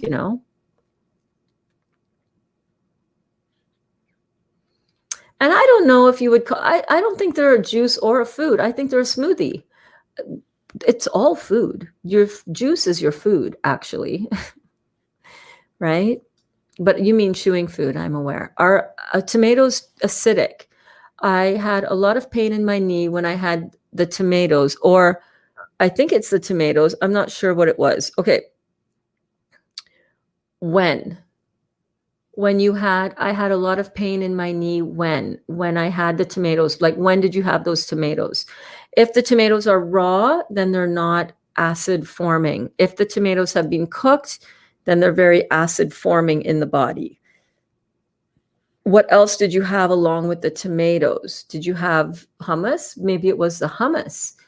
I have found, and my clients have found, that when we have started to really clean out the body, and then we eat one of those sort of forbidden fruits kind of thing, not fruits, but forbidden foods, we experience pain in the body almost instantly. It's like our body, it goes directly to that area, and we're more heightened to how our body truly feels now. We're not dulled down by all the medications that we've been taking to dull down our symptoms. We're not on a lot of the previous medication for pain. We're not, you know what I mean? So a lot of times before, when we would eat all the crap, we knew we weren't feeling good, but we dulled our awareness to how bad we were really feeling. Right? And now that you're feeling so much better overall, right? Even if you're not nowhere near to where you want to be on your healing journey, but let's just say you started doing this and you're starting to see glimmers of hope, right? You're starting to see some conditions go away. You're starting to see some alleviation of pain. And then you go and have some forbidden food, right? Like some lamb or a burger or whatever. And that's when we start really going, oh my God, like I feel that. Like I can feel, I notice it. Where I notice it is my hands. My hands get kind of stiff and I cannot bend my fingers as easily. I feel it in my joints. That's when you know that's like your body in detox for sure. Putting in some forbidden food can definitely throw your body into detox mode, can definitely bring on the rash, bring on the pain.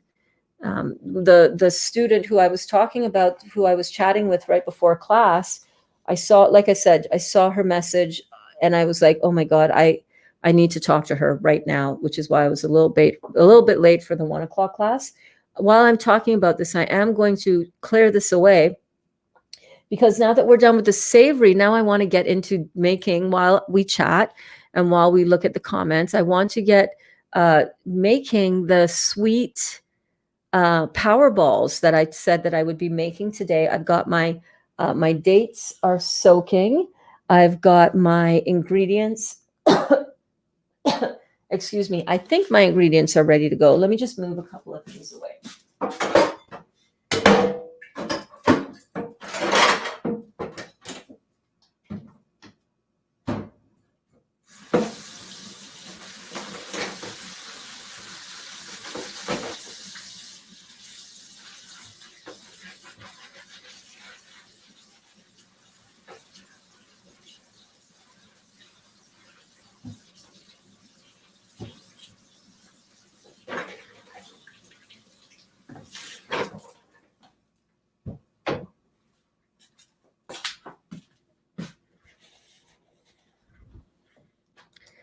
Alana was saying, Jill, you can use non-organic fruit if you cannot find organic. Oh, I missed another comment up there from Jill about organic versus not. I'm so sorry. But yeah, you can use non-organic fruit. Absolutely. Listen, the main idea is to use what you can find, right? Whatever you can find is what I advise to use. Absolutely. One second. I want to change something.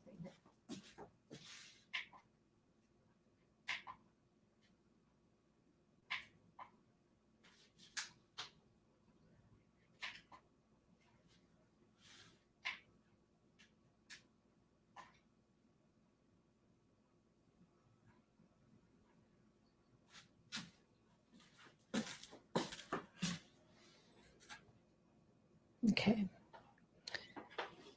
I am feeling warm. I'll be right back.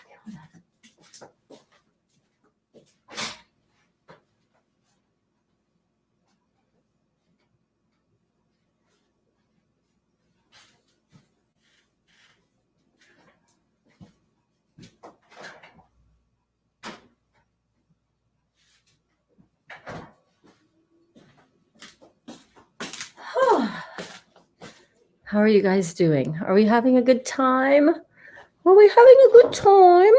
Let me get rid of my saran wrap. Let me move a couple of things here. I want to bring over the food processor because we are going to be making some lemon balls.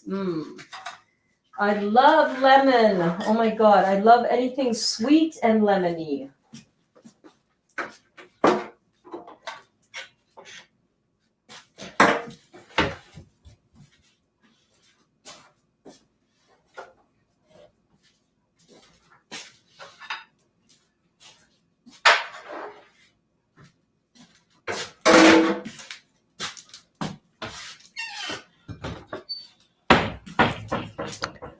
All right, let's see. Where are we? Oh, I didn't miss the comment. It was in the group. No worries. No worries. Ethereal Material said, yes, I can only eat raw tomatoes. Yeah, I don't mind raw tomatoes at all. I love them and much better for us than cooked. I was eating well before, except I did enjoy eating beans and vegetable soups. Well, beans are not advisable, babe.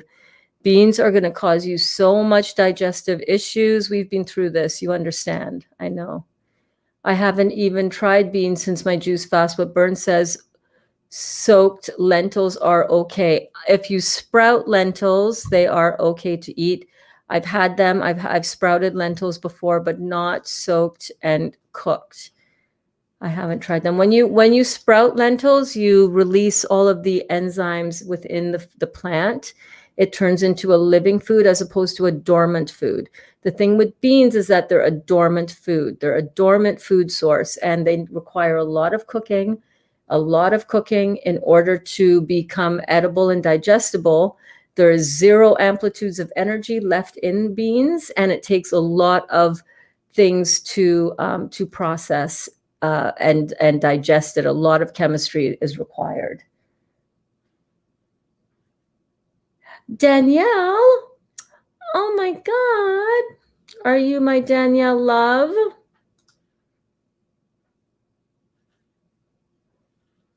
Amy says, I'm drinking mostly juice, but I'm having salads. Awesome.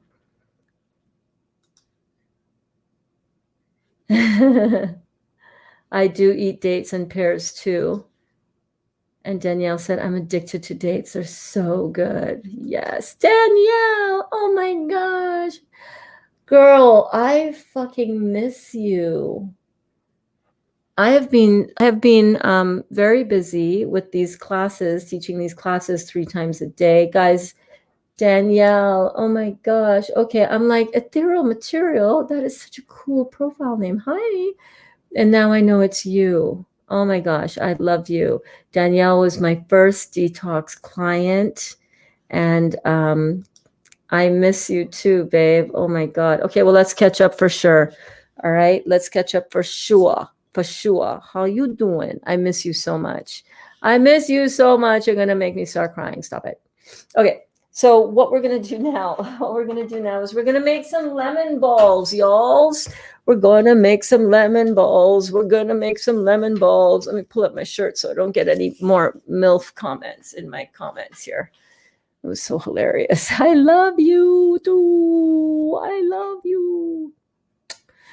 Okay, let's make some lemon balls, you guys. My cutting board is like not pretty, so let me fix that.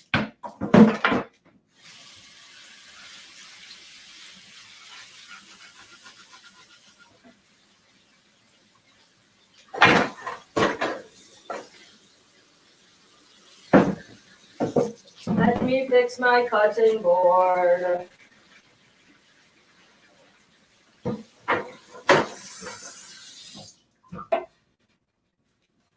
Let me fix my cutting board. Yes. Yes. Can you see the snow falling outside my window? It's so beautiful. I love you.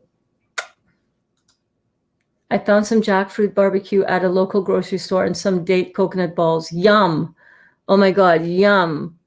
So at your local grocery store, my only concern whenever I buy or I see these kinds of things is what did they use to sweeten it? Because, you know, sweet is a big part of the component in food, right? We got our sweet balanced with our salty. We got our savory balanced with the sour, right? The sweet balancing with the sour as well. So you just want to be really careful when you're buying anything pre-made. I'm always like, yeah, it's jackfruit, but you know what I'm saying. You know what I'm saying. Okay, so there's a couple things that I need to do for this recipe that we're going to make today. So right now we're switching gears from the savory, and we're going to be diving into some beautiful desserts that I want you guys to be able to take to your family gatherings and to enjoy on upcoming Thanksgiving. Let me know in the comments if I am blurry or not, because it looks messed up on my end. Oh no, it was just my phone that was messing it up. Okay. So one of the things that I was going to, but you're still not filtering. Okay, wait 1 second. Let me see.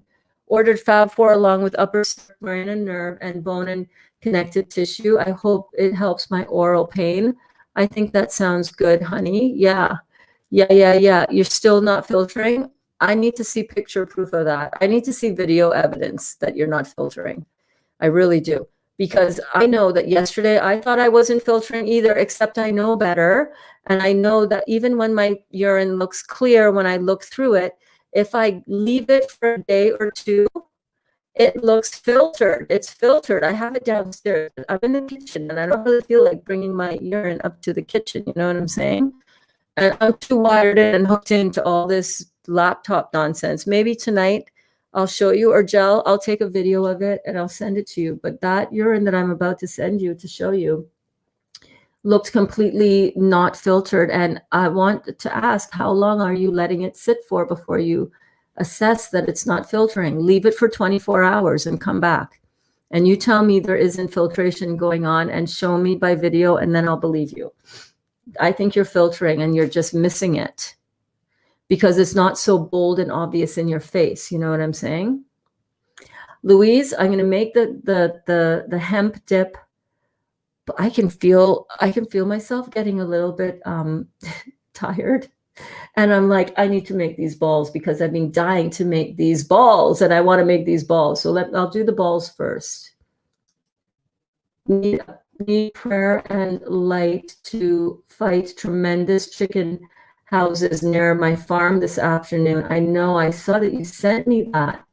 I'm sending all the love and light that this works out in everyone's best, for everyone's best good. Okay, yeah, no, it's just your phone that's lagging. Okay, good, we're clear. I thought it wasn't filtering, but I am, but it isn't much. So you're trying to quantify it. Stop it.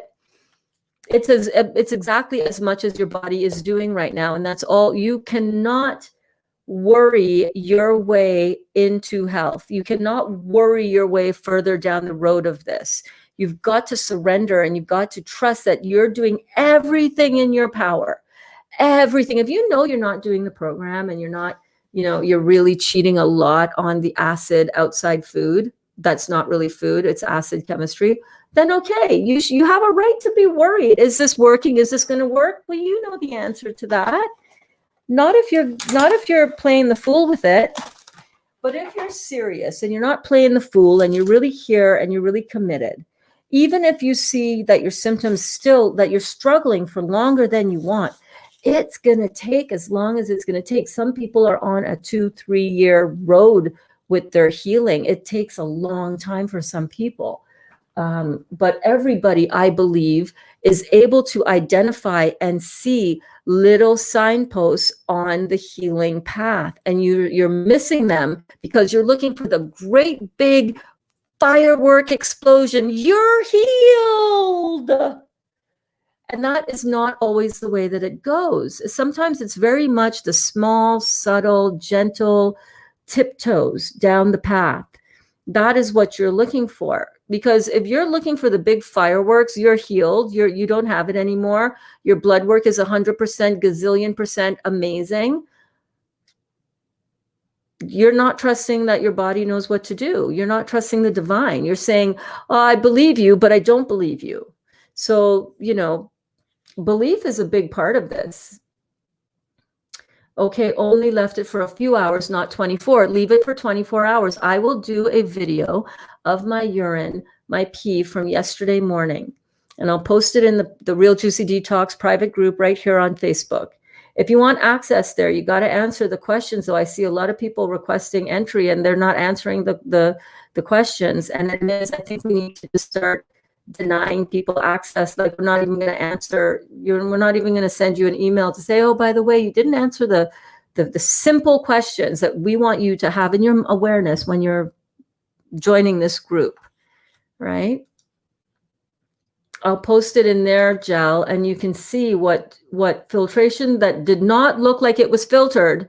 Legit, I know what filtered urine looks like. I looked at it and I was like, oh, that's completely see-through. I'll leave it until tomorrow morning and see what it says then. You come back the next morning and there's a white haze film sediment floating around in there. It is a bit blurry. Sometimes you do freeze. Okay, in those cases, just swipe down. It looks like it is coming through fairly clear right now for me, so that is good. Oh my God, I love hummus and tahini. I'm still going to eat those foods from time to time. Absolutely, I do. Absolutely. It's what you're putting in all the other times that is key. I'm not worried. I just want to do it faster. Okay, well, you can't force that. It's none of your business how fast it happens, darling. That's your body's business. You think you want to do this faster. You don't, actually. You think you want to hurry up and get better? Mm-mm. Do you want to eat all the food that you will ever eat in your lifetime today? You don't. You want to stretch it out. You want to savor it. Do you want to feel all of the detox symptoms that your body has to go through to clean your body out from all the crap that you've put in it for 40, 50, 60 years? You don't. You don't want to feel all of that detox all at once. You can't handle it. You can't handle the truth, right? You cannot handle that amount of detox all in one. Enjoy. Can we start enjoying the thing that we don't have as yet before it comes, by simply enjoying the process of working our way over to it? Can we enjoy the process of the detox instead of feeling the need to only be happy once we get to the finish line? Right? Can you enjoy something that you want that hasn't manifested and shown up for you as yet? Can you enjoy not having it? Can you enjoy the deliciousness of working your way up to receiving everything that you want to receive? Can you just enjoy the delicious one step at a time process, one sip at a time? Can you just enjoy the now, the moment of right now, wherever you are on your journey? Can you just stop for a minute and look at where you are and just say, damn, here I am. Here I am, conscientious. Here I am, awake on my path. I'm not all the way to the end of the path. I don't really ever want to get to the end, to be honest with you. I want this to always be a delicious unfolding, one step at a time, one sip at a time, one delicious bite at a time of alkaline forming food, one relationship at a time. Can I enjoy where I am right now and stop the incessant need for it to be over? Because if that's how you're going down this path, you are never going to get there and you're never going to be satisfied. Because if you can't be satisfied where you are right now, instead of needing to do something faster, I want the money to get here faster. I want my health to get here faster. I want my new car to get here faster. I want my new relationship to get here faster. I want this pain to get rid of here, leave here faster. If you can't sit and focus and just say, where I am right now is quite fine. I woke up. I got another shot to do this better today than I ever did. I have another chance to experience this beautiful snowy day. I have another opportunity to experience my loved ones. I have another opportunity to drink beautiful juice. If we can just stay in that phase, in that mode, this entire journey becomes so much more pleasurable. And it's never about, I want to do it faster. No, you don't. You actually don't. That's exactly what I'm looking for. Fireworks. My blood work looks like I'll live forever. Stop looking for that. I had blood work that looked like I would live forever, even though I was destroying and damaging my kidneys. My doctor said, my liver, my doctor said, with all the over-the-counter pain medication. And my doctor was like, you need to stop or else you're going to damage your liver for good. And your liver is looking like primo right now. And I was like, yeah, that'll never happen. Bam, liver resection. Thank you. Thanks, Danielle. Danielle says, try drinking orange juice for a few days. I had mucus strands in my urine when I did a little orange juice fast. Oh, yeah. No, I know. Yeah. So that's a great tip from Danielle, right? In fact, it was Danielle's recommendation to me that I do. What was it again, Danielle? Orange, grapefruit, lemon, and lime. Oh my God, that kicked my butt so hard on my detox. I let go of so many parasites on that. Yeah, drink that. Switch up your juice gel. I know you might have some sensitivity in your mouth from the oral surgery, but if you can trifecta or quadfecta your citrus juice like that, orange, grapefruit, lemon, lime, woo, that'll get you filtering. Cindy says, if you put the urine in the fridge a few hours, it will help separate the urine from the sediment. Yeah, probably. I'm not looking, I'm okay with just leaving it on the side there.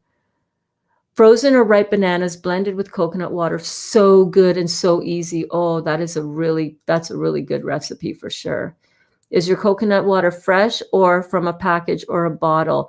Well, I don't see, oh, thank you so much, Danielle Burns, the truth bomb. Yeah, girl. I would recommend getting your coconut water out of a fresh young coconut if you at all can. I'm going to show you what mine looks like. Hold on.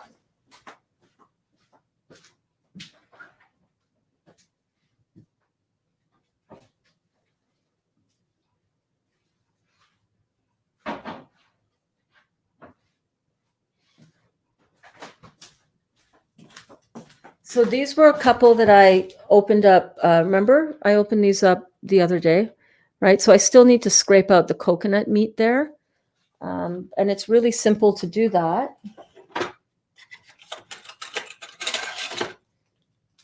You just get yourself a spoon.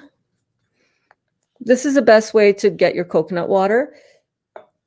Excuse me. The second best way is if it's not in a can and not have anything else but coconut water as the ingredient.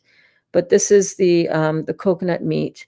And then I want to make coming up soon a raw vegan pepperoni using coconut meat as its main ingredient. It's amazing. It's great for putting on your pizzas. And because I did not have time to scoop this out, I just kept it in the fridge, where I shall put these back. Let's make some balls, y'alls.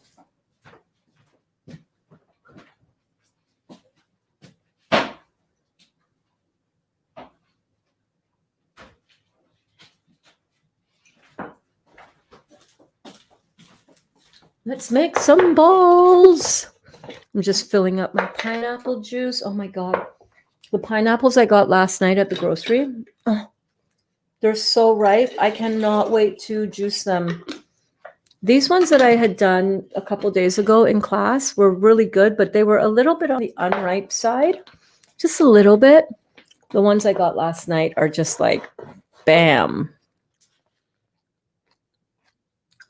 Be in the now. Exactly, Kelly. Be in the now.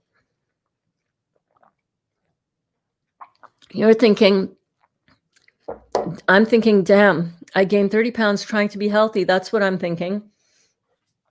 Well, you cannot be eating lamb and being healthy. The two just don't go together. The lamb is extremely acid forming in the body, and your body is going into survival mode. It's going into get this bitch cooled down. She's so hot and acidic inside. Quick, dump a bunch of inflammation in here and pain. They go hand in hand.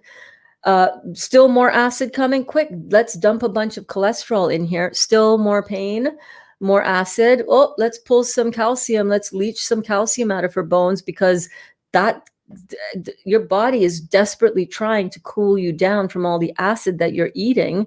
And you cannot be eating lamb and fooling yourself and thinking that a little bit won't hurt. It does. It's not the dates you've been eating, right? It's the lamb you've been eating. Thanks, Danielle. Hey there, Robin. Wondering about homemade powder toothpaste. I have a recipe using baking soda, bentonite clay, and calcium carbonate. Anyone with good results using something like this? Thank you. Hi there, Robin. Thank you so much for tuning in and for asking your question. I have not used that myself. What I use is an herbal bentonite clay based, activated charcoal based toothpaste, and I find that really good. But I don't see why you couldn't use that combination. That sounds totally legit to me. So yeah, preach Burns. That part, the journey rocks. Yes, it's about the journey to get there. It's like sometimes we can be like a little petulant child in the back seat. Are we there yet? Are we there yet? Are we there yet? Are we there yet? And you're just like, oh my God, just shut up and enjoy the drive. No, honey, we're not there yet. Soon though, okay? Look at the beautiful scenery outside. Look. Are we there yet? Are we there yet? Are we there yet? Are we there yet? Oh my God, just enjoy the drive already. Right? Louise says, sounds good, Burns. No panic on the hemp dip. Yeah, if you're tired, feel free to rest now and we can continue the class the next day. As much as I don't want you to go, I want you at your best. No, I am at my best. I'm just in my like chill mode, and I'm like, oh yeah, what are we doing? Right. We're making some balls. I want to make these lemon balls. I'm going to make them regardless, and I may as well just do it with you guys here. You're hanging out, we're learning together, we're chatting, we're having a great class. I love it. So yeah, no, I'm at my best. I'm awesome. Don't worry. Amy says, gel, my coconut water is from those large drink boxes. We can't find white coconuts. It says just pure coconut water. So yeah, so that is going to be all right. Gel says, my grocery stores down here are sorely lacking. It's a pretty rural area. Only Walmart and some regular chain grocery stores. Well, that's where I go. I shop for a lot of my stuff at Walmart. Those 2 coconuts I just showed you, those are from Walmart. Yeah. Walmart. The only raw coconut water on the market in a bottle is Harmless Harvest. All the others are processed. Well, there you go, right? So I had no idea that these coconuts existed at my Walmart. I used to pass by that part of the grocery store all the time, the grocery section of Walmart. Even though it was tropical and it was lovely, it was tropical in some things that were not familiar to me. I got myself a coconut opening tool.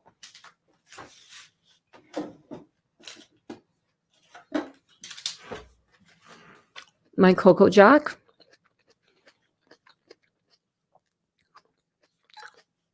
And I never looked back. I love it. Okay. Very sharp though. Make sure you store it with the sharp edge blade down. Okay, I've got some stuff. Let's go. Let's go. Let's go. Let's go. I've got some stuff to get into the blender. So let's get started, shall we? Okay, so the first thing that I want to do, I'm making these lemon balls all in the food processor.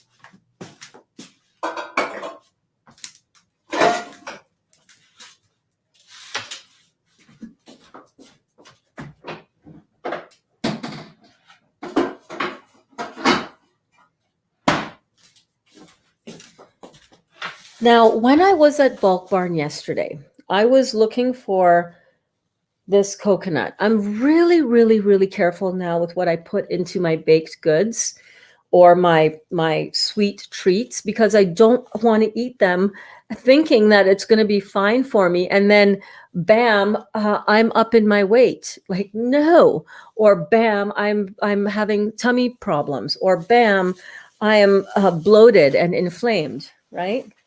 One of those hidden ingredients that is in so many things is sugar. Surprise, right? Dried fruit? What? That doesn't have sugar in it. Read the labels, it does. And what I was finding was that I was looking at the, okay, my blender smells good and clean. I'm just making sure. What I found was a lot of the coconut contains sugar and added sulfites. And I'm like, oh, hell to the no. Me no want that. So what I did was I got the shredded coconut that has just coconut is the ingredient, no sweeteners, no sulfites. And it looks like that. But you see how it's fairly flaky? For this recipe, I don't want that much texture in my balls. I want it to be a little bit smoother. I like my balls nice and smooth.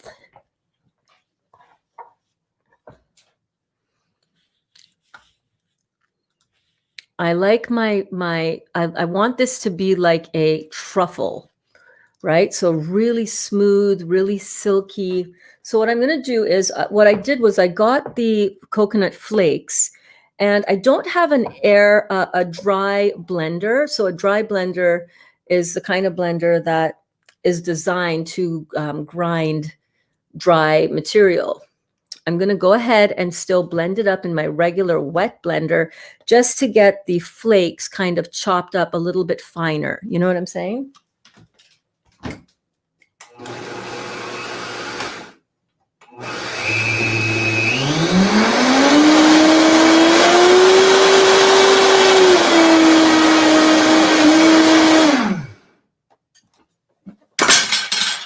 Whoops.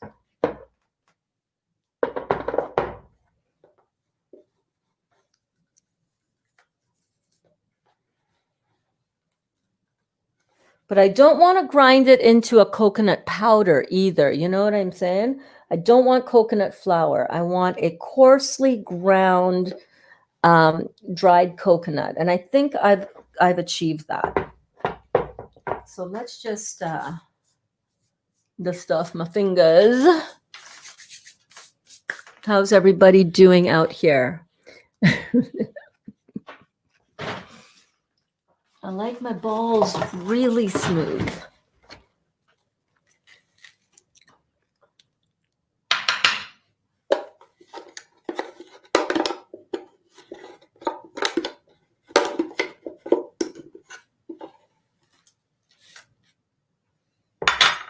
Why don't I just get the proper spatula to get this out? To get this out of my blender, man. Okay.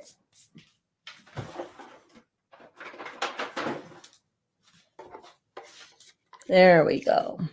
There we go. Oh, yummy. Delicioso. Oh, yeah. So it's gone from a flaky texture more to a fine texture, like so. Do you see that? And I smell everything. I'm making lemon balls, lemon and currants.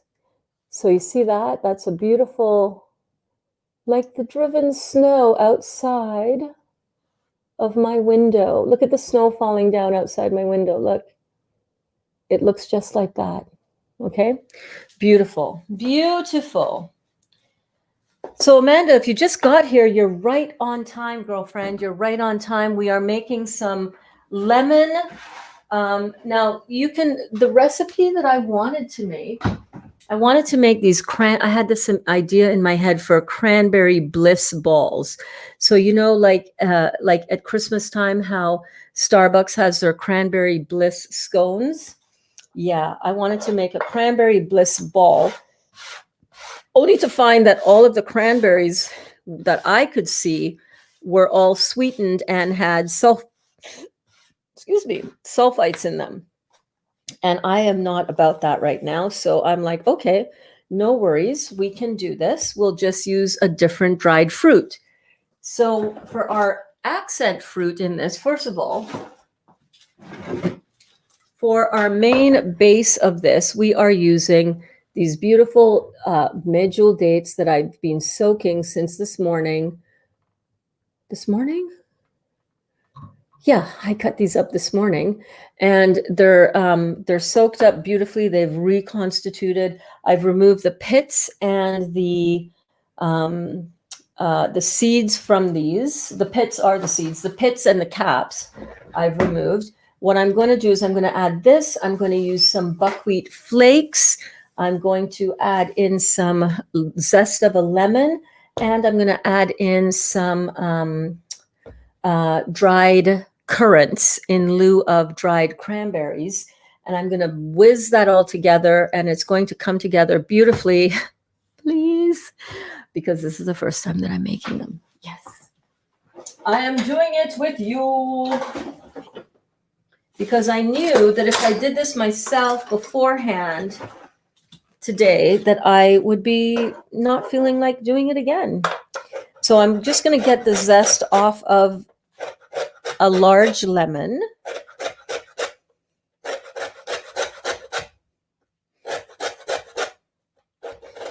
And this is just going to add such a beautiful layer of flavor, of that lemony flavor, without adding in the juice from it, because we want these to be really like dense balls. Okay. How do you like your balls? Do you like your balls dense? I like my balls really dense so that you bite into them and they're just like, you know, and I like them to stay together. I don't like them falling apart. I don't like my balls too squishy. Oh my God. So I'm just going all the way around the orange, and oh my God, you guys, this smells so good. It smells so good.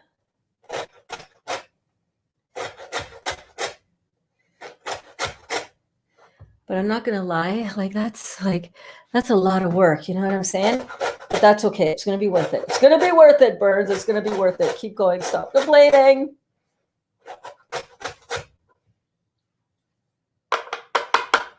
Some people that I see, they also do it like, oops, like this. No, that did not work for me at all. That just gets me squirted in my eye. How are you guys doing? Are you having fun?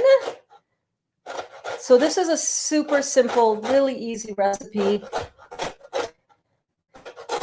I'm just going to be using kind of equal parts of dates to, the base is always going to be the same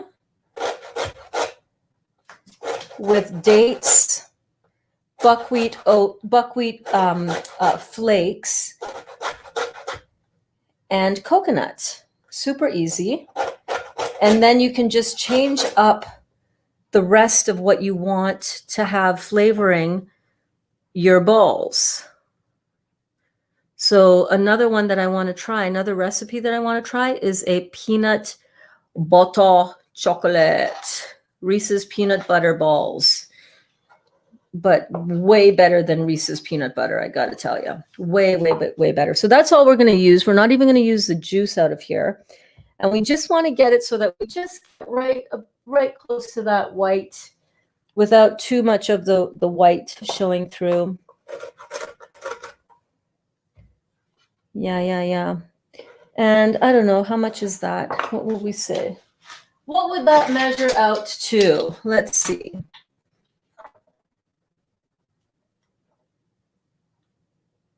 A true measurement is a nice and level measurement. So that's 1 tablespoon.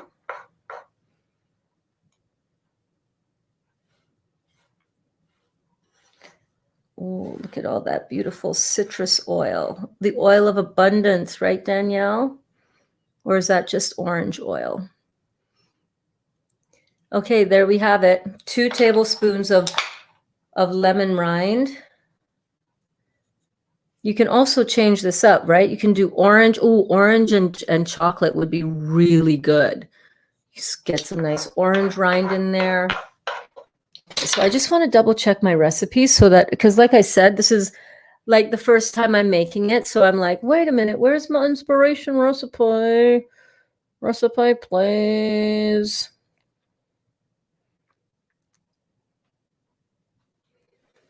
Hey, lovelies.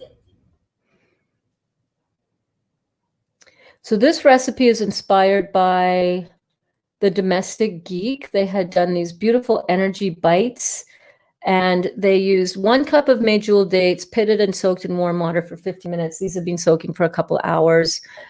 I lie from like 8, 7, 8, 9, 10, 11, 12, 1, 2, 3. These have been soaking for 8 hours, but you don't have to soak them that long.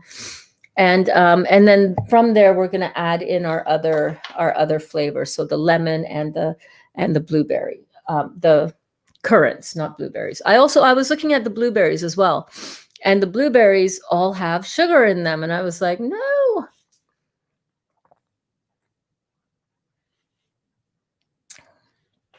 You just made the chili. Oh my God. How was it?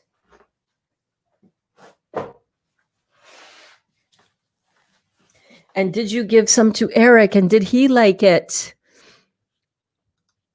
Got my groats in water. Excellent. I'm on a roll today, baby. Yes, you are. These are going to be so good. Oh my God, that's funny. I just posted a video of my serious kidney filtration in the Facebook group. Yes. Amy, good filtration. I just looked at your picture. Is your urine always on the white side? Mine is usually amber. That was probably because of her filtration that she had going on in there. That is amazing. Okay, so what we're going to do now is we're going to get out the food processor. Who is doing this along with me? Anybody else making these along with me in real time? We'll be making more of these. I know I did not give anybody a heads up for today's recipe. I'm so sorry. I'm so sorry. It's not that I didn't want you guys to be on the up and up, is that I didn't, I ran out of time because I was making my family those beautiful rotis. Okay, so, oh man, it's so pretty outside. Amy, is it so pretty outside? After this video, after this upload live, make sure to check out my stories because I'm going to story some of this deliciousness that's happening outside. Isn't that beautiful? The snow. Yes. Okay, I'm just going to move this over to here so that I can have a spot to put my my food processor. Oh my God, this counter is so dirty. So dirty. Okay, so food processor.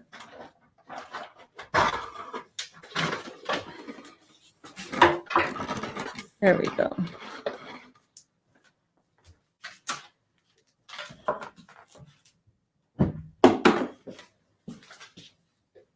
Is it snowing big time by you?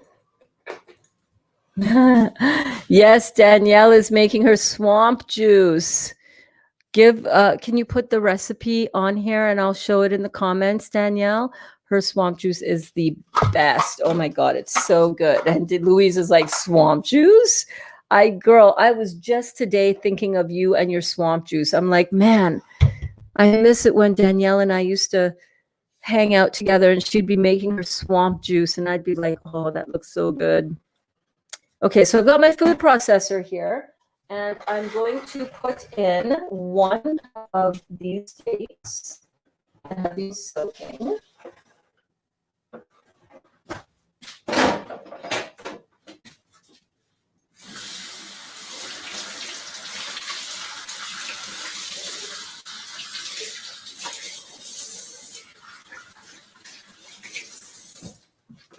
And you know what I just realized? I just realized that I really do need to chop these dates. I was going to just put them in whole, but I know this is an old girl. She doesn't work like she used to. Like, you know. So what we're going to do is I'm just going to move her over here. I'm going to chop up my dates first. And I forgot I can plug this in down here.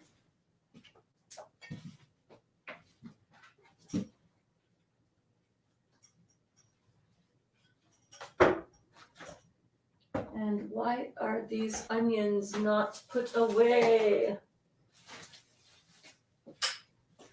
Where is the lid for those onions?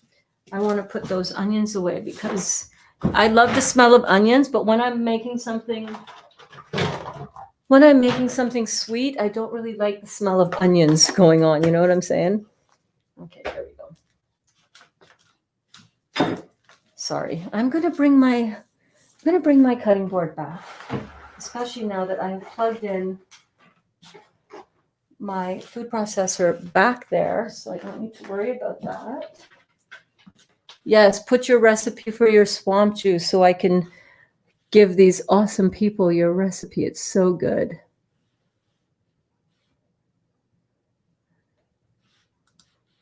Danielle Swamp Juice, aka Joe Corona's Lemon Ginger Blast. Okay, give it to us. Jill says 70 degrees there. Oh my God, really? It's cold up here. Fuck it, I'm making these with you. Here I go. Okay, Louise, get on board, girlfriend. You're in the right place.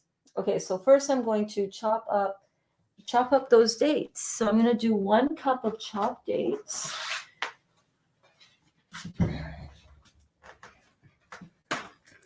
And I don't know how much that's going to be, maybe about 10. These are nice, and look at this. Look at this juiciness of this beautiful date. Look at this. After it's been, look at how nice and soft that has gotten. This is going to be a really good recipe. I can tell. I can tell. These are juicy dates. Oh, yeah, baby. Oh, baby. Oh, baby. I also want to make some ginger cashew dates. Ginger cashew. Cashew ginger. Can you just imagine how much like Christmas that is going to taste? It's going to be like a combination of, you know, kind of like a gingerbread. Ooh. Ooh, ginger cashew. That's going to be next today. Okay, so this one, it does not have any nuts in it. So any of you who are wanting to do this, but you want to really limit the amount of nuts that you have, then this is going to be right up your alley. And I bet you I didn't have to chop up these dates because they are so soft. Look at that. Yes, yes. Oh my goodness, I'm so excited. Look at this. Look at this. Okay, let's get the measuring cup. I don't even know how many dates that was. As the dates swell and take on the water that they're soaking in, they will get a little bit bigger. They will expand a little bit, but like I totally did not have to chop these up. But like I said, my food processor, she's a bit of an older girl, so I'm just going to help her along. Just going to help her along with this. How are you guys doing? Are you having fun? What is it like by you? Is it snowing? Let me know in the comments. I have everything I need starting today. Oh my gosh, Amanda, I'm so happy, honey. I'm so happy. What did you get? What did you get? Pineapple was 2 for $3. Oh my God, girl. That is a steal. You have everything you need to set yourself up for success, right? You got your juice, you got your beautiful partner who's on board with this journey with you, right? You've got everything you need. You've got us in the group here, right? You've got the knowledge that everything that is you're going to experience in your body is just your body detoxing. You can handle it. You can handle it. Listen, you are strong. You can do this. You do not have to walk around afraid of your detox symptoms. They will feel like absolute not good sometimes, but as long as you are not experiencing some kind of life-threatening anaphylactic shock kind of situation, you're probably in detox and you're going to be 100% fine. Trust in that. I also noticed that I've got some really lovely date juice. You see that, all that beautiful date liquor? Saving all of that. Saving all of it. Saving all of it. Okay, so we have that done. I really am not even going to do that on the next batch because I don't think I need to. I've never soaked my nuts. Can you tell? I've never soaked nuts when I've made these kind of balls before. Ooh, a third of a jalapeno.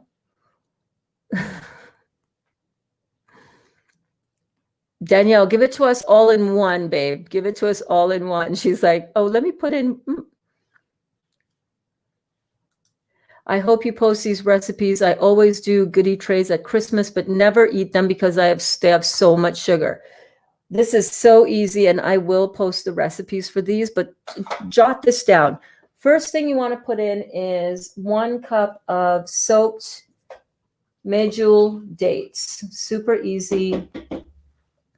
Then you want to put in 1 cup of buckwheat. Now, the recipe that I am using as my inspiration recipe here called for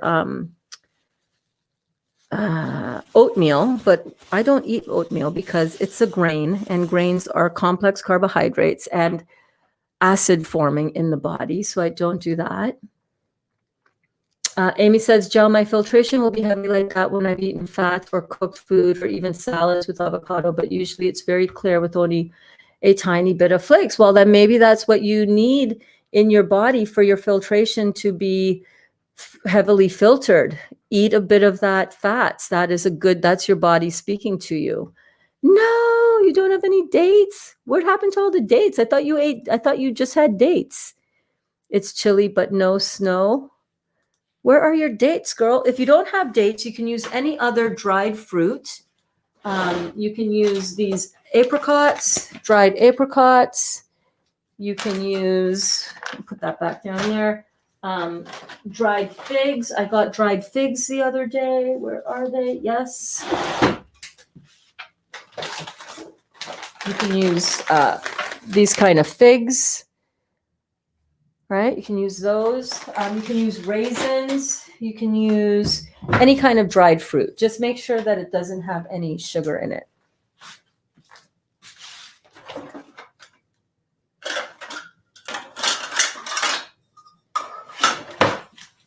I don't know where my other 1 cup measurement is, but I will use this. So we've got 1 cup of buckwheat flakes, and they look exactly like oatmeal, just like that. Right? So those go in. We've got half a cup of, or is it a quarter cup? I think we're going in with a quarter cup of shredded coconut. So just that much. I can't find my quarter cup measurement. I'm too lazy to go looking for it, but just quarter cup of that. And we're going to go in with our 1 lemon zested. So that worked out to 2 tablespoons. Yeah. And then half a cup of dried currants. So let me go and get that. 1 second.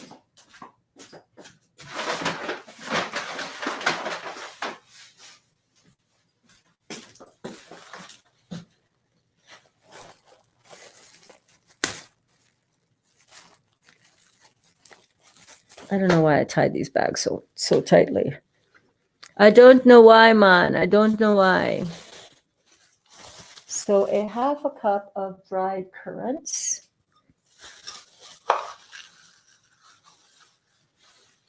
Just like that. And currants are like tiny little raisins. I wonder what kind of raisins they are. Can somebody Google that? Let's Google that. Hello, Miss Dot. Hello. What are currants made of?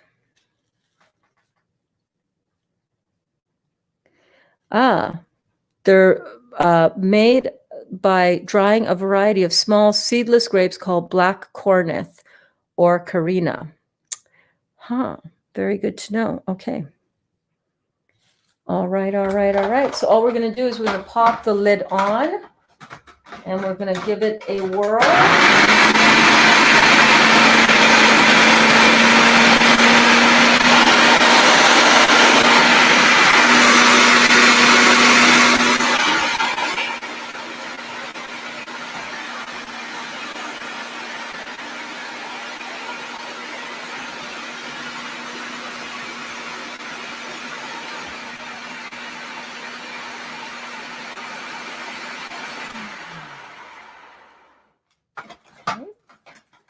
I have to tilt it around like that so that the dough gets on all the blades. So I'm just gonna, oh, wow. Okay, so you can definitely just smell the lemon just popping out of this. Oh, that smells so good. We're going to just blend it up one more time. I just gave it a little stir to get the stuff from the bottom up to the top. I'm just going to go again.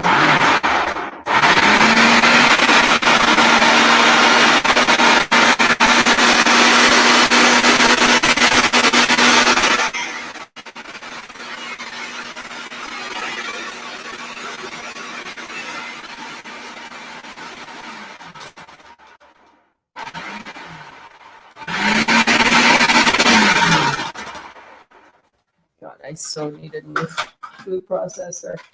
Okay. Because I can still see some of the dates that have not gotten properly chopped up, but that's okay. I think that'll work just fine. It's not too many, and they are soft enough. I'm just going to try pulsing it again.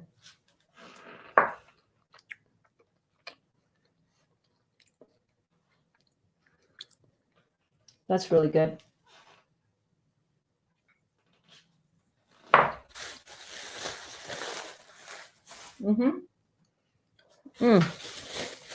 That is really yummy.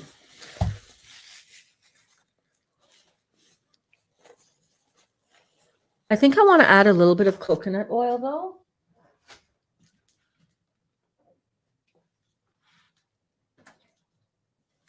Not a lot.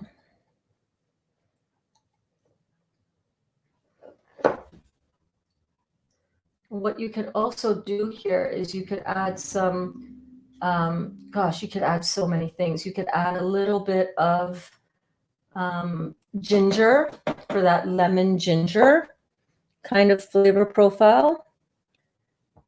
But really, this is good to go. I just want to add some of that smoothness from the coconut oil. Hi, Dottie. How are you? What's up? How was your nap? Did you have a good sleep?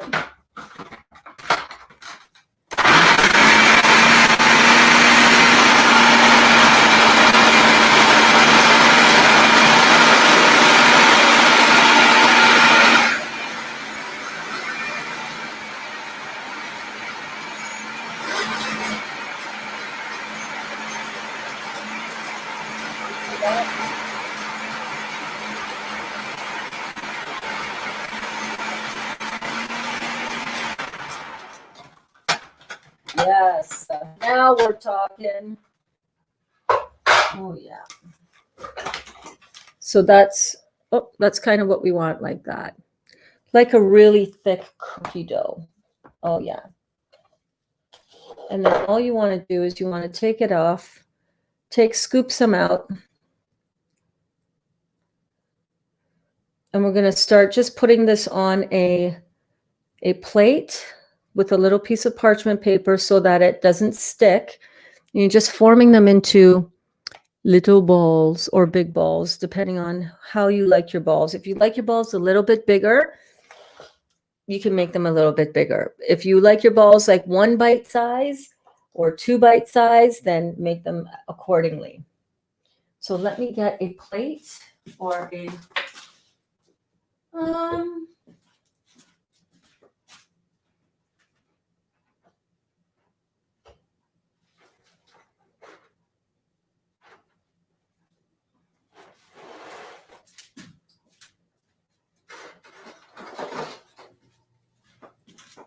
actually, I don't want it on this because I need to put it in the fridge.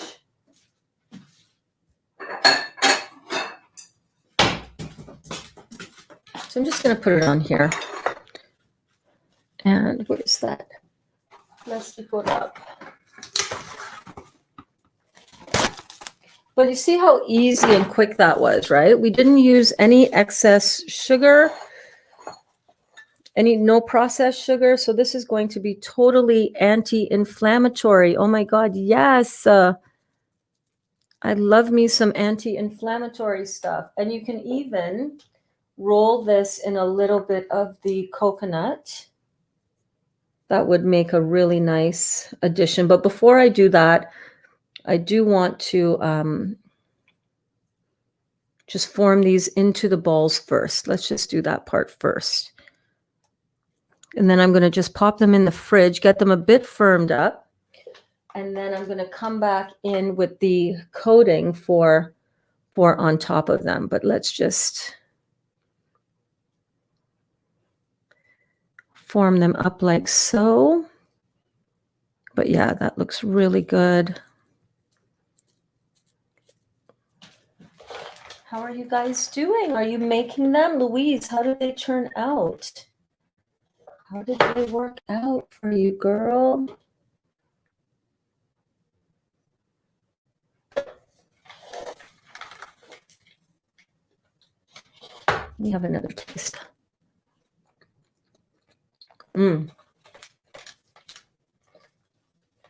Yeah. What I like about these too, they're not overpowering with the lemon, you know?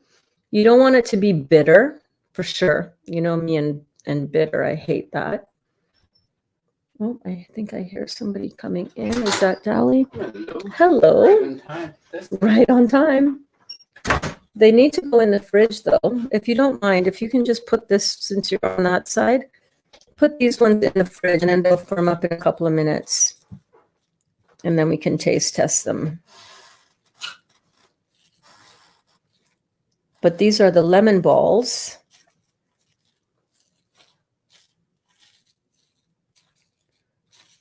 And you can even just roll them around right on the saran wrap to kind of, you know, keep your fingers kind of clean. Do you want to just pop that in the fridge right behind you? Yeah.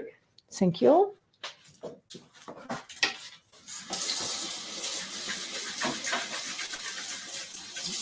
But come and taste the dough.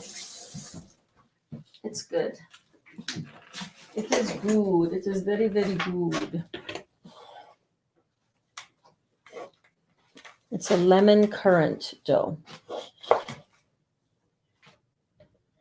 I'll make you a little ball. I'll make you a mini ball. Yeah.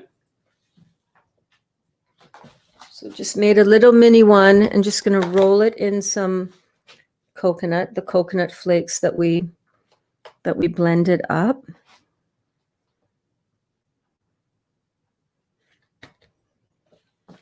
There you go. Thank you. Oh yeah.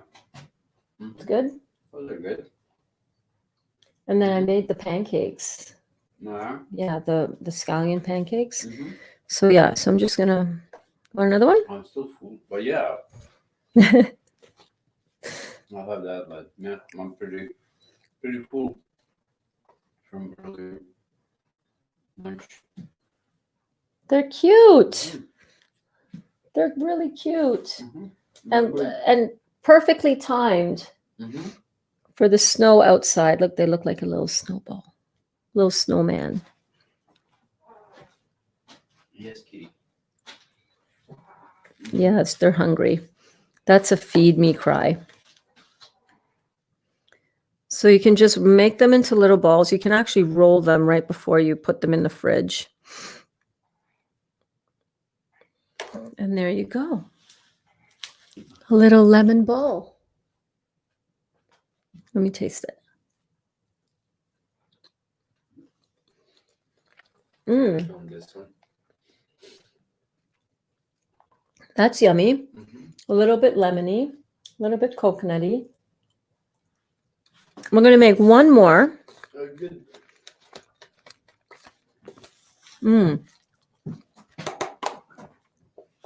That is really yummy. You guys have to try this. This one is really good. This is one of those things that you can make and take with you on a dessert tray. Listen, if you have somewhere to go for Thanksgiving or for Christmas and you can bring something to eat, offer to bring a dessert, because you'll know that you can go for this dessert and not compromise your detox or your health, right? So I'm just going to put that in a little container. So I'll roll those later because I want to make the cashew ginger. Cashew ginger.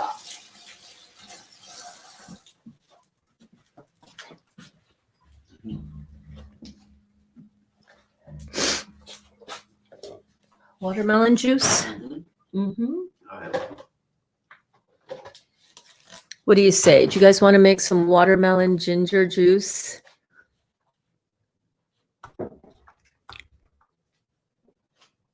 Yes, I can say the recipe one more time. So the recipe is 1 cup of soaked dates, medjool dates, 1 cup of buckwheat flakes, and I guess you can probably use quinoa flakes as well if you wanted to.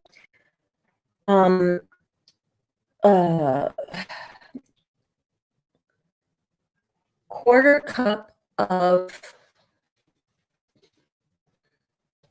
half a cup of shredded coconut, a half a cup of dried blueberries. Now, I actually use less coconut. So 1 cup of medjool dates, 1 cup of rolled oats, half a cup of shredded coconut. I only use a quarter cup, but I realize now I could have used a half a cup.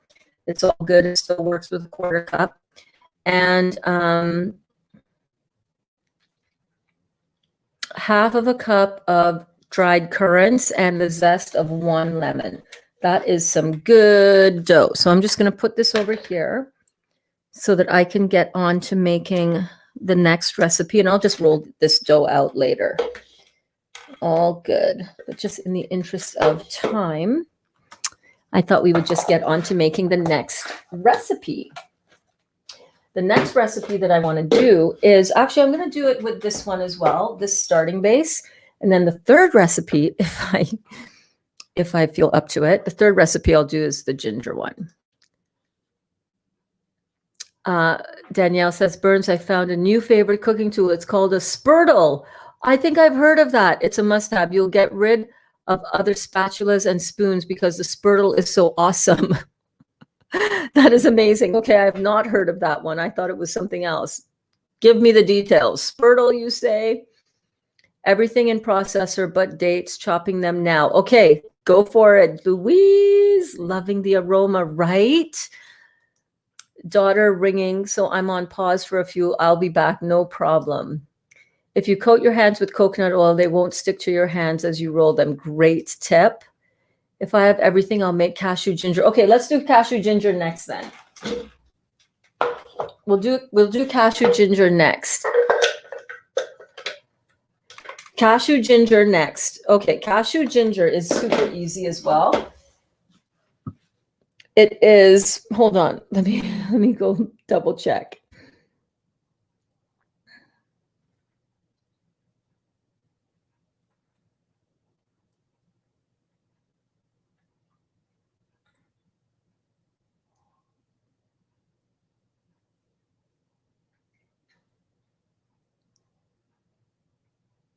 Crap, why didn't I write it down? Hold on.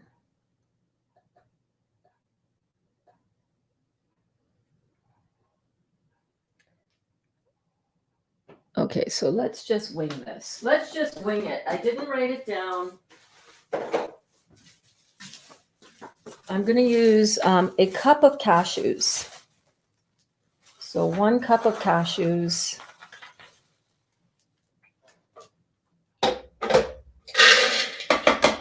And we want to blend these cashews up into like a kind of a fine grind.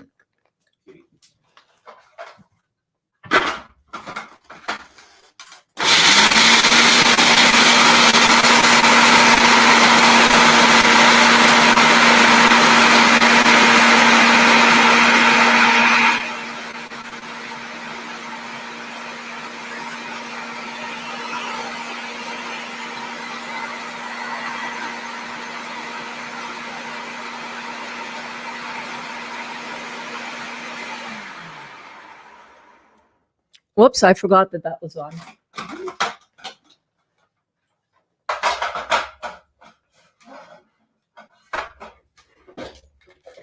So you want your cashews to be like that. And by the way, thank you, Danielle, for the swamp juice recipe. Danielle's swamp juice recipe, ethereal material. Thank you. 1 bunch of celery, 2 medium cucumbers, 1 bunch of kale, optional, 1 bunch of cilantro, 1 bunch of parsley, 1/3 of a jalapeno, 2 lemons, 2 limes, 4 green apples, 2 to 3 thumbs of ginger, 1 thumb of turmeric. Yeah, that is so good. And that recipe makes about 2 liters.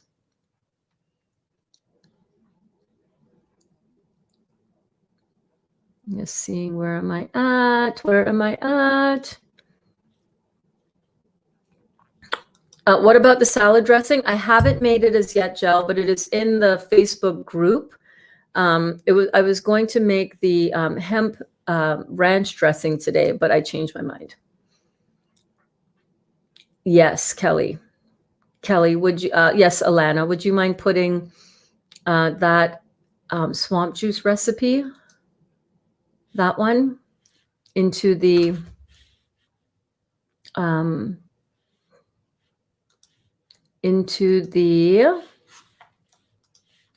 files recipe?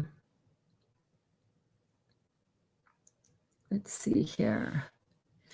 What's the scallion cake recipe? And check the swamp juice recipe I wrote about. So the scallion is the buckwheat dough that I made in this class and I've made in the other classes. It's that pressed into 2 tortillas on my tortilla press, like so. And you sprinkle scallions after you've pressed the first one, and then you press another one. You lay that pressed one on top, then you press them together. And you just sear that on a cast iron pan. That's it. Okay.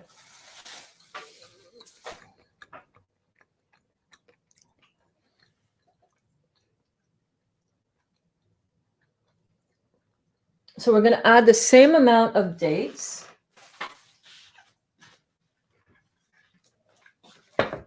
And I am going to give my dates a little bit of a head start by chopping them a little bit beforehand.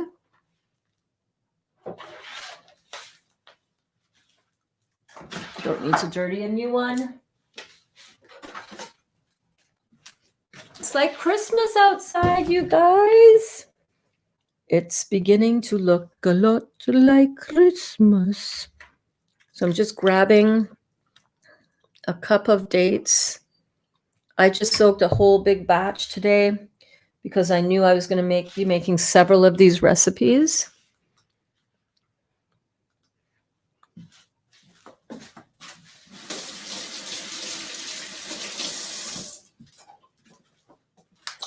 And I had the ginger, ground ginger. Okay, I have that ingredient. Excelente.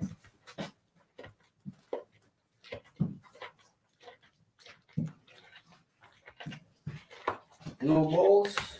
More balls. No, I said no balls around. Yeah, they're in the fridge. The ones that you just put in there, you can bring those out and you can roll them around in some coconut and they'll be ready to go. Oh, that's it. For me. Well, I have the recipe here. I don't want to be. No, I mean that's all. Oh, that's all getting for Kitty? Cool. Yeah, it just needed to firm up a little bit. So I would just, yeah. You want to make them smaller so you can have them bite size? Yep. Okay.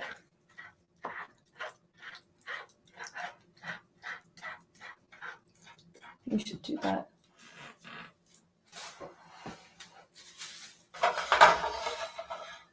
There we go.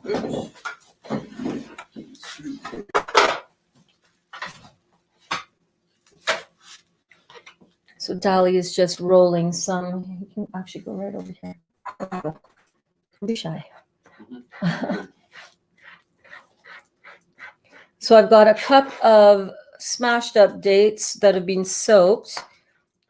1 cup of dates with 1 cup of chopped cashew nuts.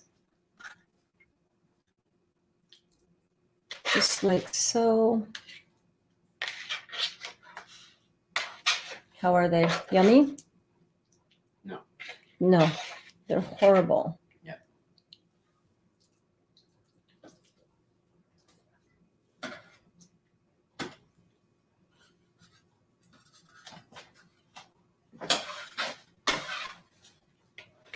All right. All right, all right, all right, all right, all right, all right, all right, all right. I'm going to put in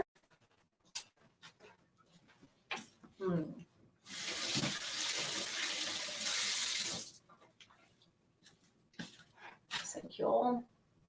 I'm going to put in 1/4 cup of the same buckwheat flakes. Are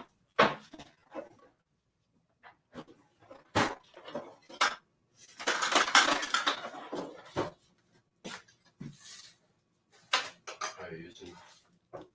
I'm using that one. Yeah, my camera wasn't connecting. My phone wasn't connecting, and I didn't want to be buffering and causing technical issues between my phone and my laptop. So I'm going to put in 1/4 cup of buckwheat flakes.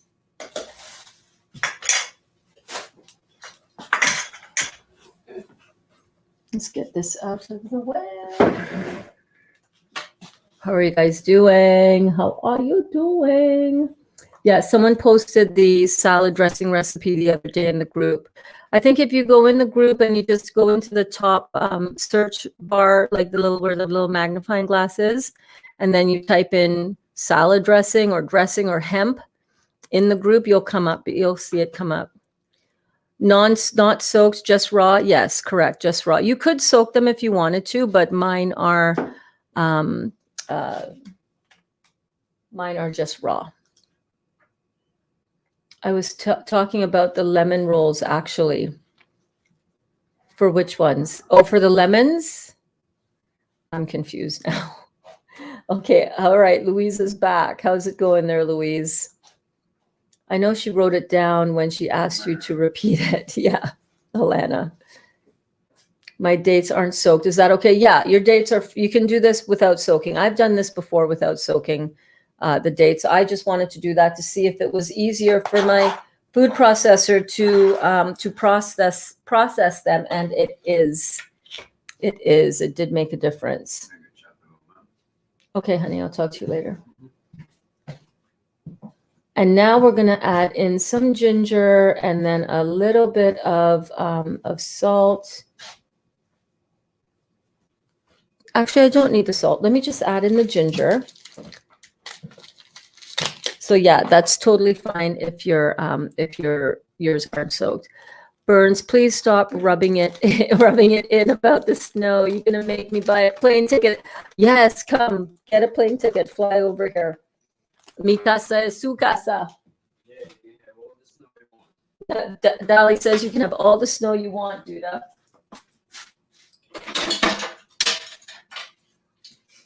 So I'm going to go in with 1 teaspoon of ginger to start with. The recipe calls for 2. And I don't want to do that because I might not like it. Ooh, that smells so good already. But you know what I'm going to add to that? Hang on a second.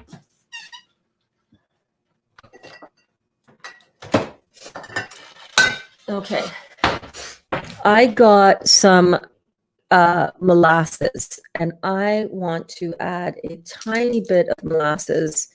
Now, I have seen differing things about molasses, but molasses is part of the process of making sugar. How on earth? How on earth do you open this?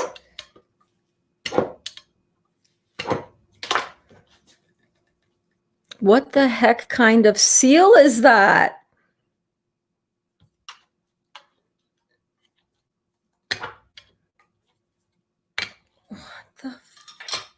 What in God's name?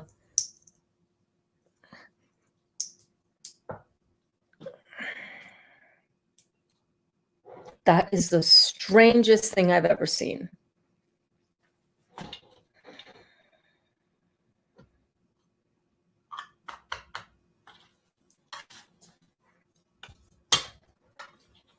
Tally, come back in here. I need your help.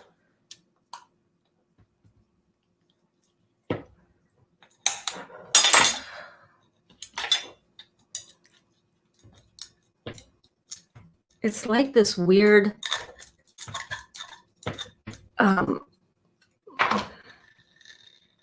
is that the freaking lid? No, you're kidding me. You are fucking kidding me right now. I don't believe you. I don't believe that you would be so strange.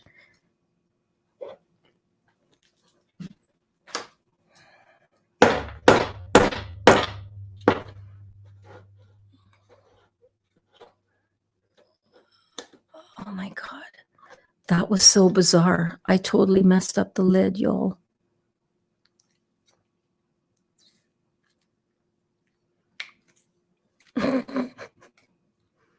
I thought it was like a rubber seal around a lid.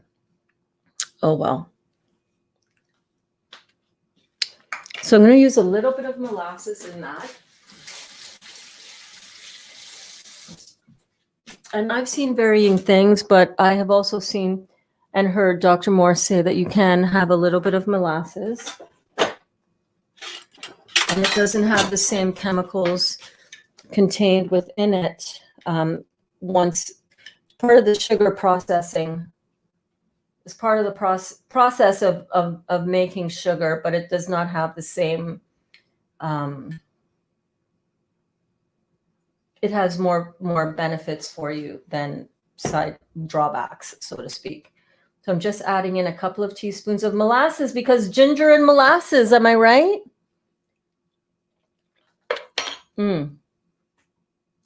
That's really good.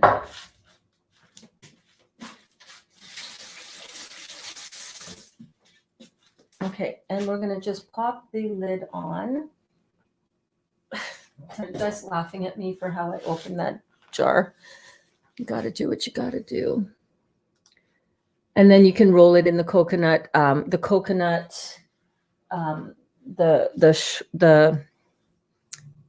it's not coconut flour, it's coconut flakes that have been ground down into a coarse grind.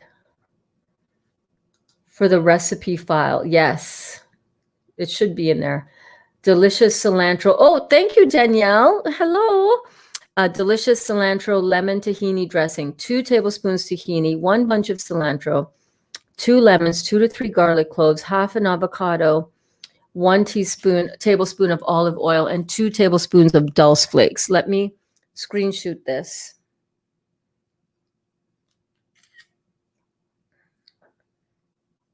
Thank you, thank you, thank you. I know, I didn't realize it was just a turn it upside down and lid on the counter thing. I did it eventually, though. You guys were probably like, oh my God. Add water for desired thickness and blend in a Vitamix. Thank you so much, Danielle. That sounds like a delicious, delicious recipe. Okay, so let's blend this up in the food processor and start making a few of these balls. Taste it out, see how the cashew ginger tastes.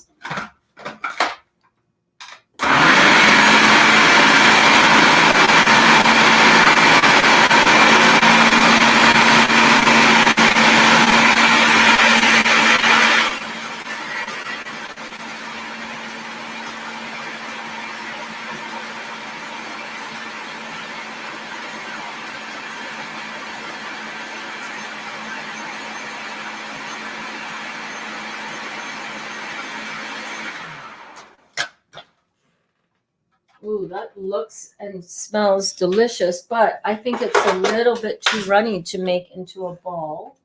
Oh yeah, this is way too smooth to form into a ball, but let's taste it.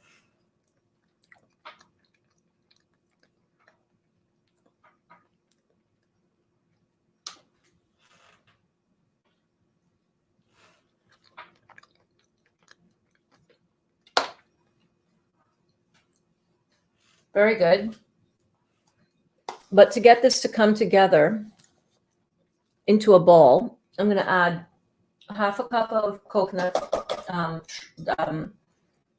finely minced coconut.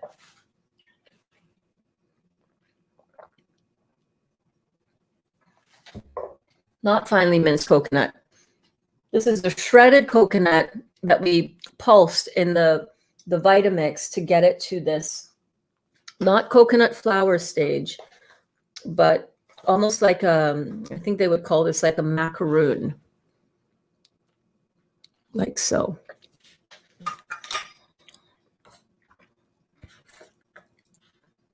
Oh my goodness, guys, we've been on for 3 hours. Are we having fun yet?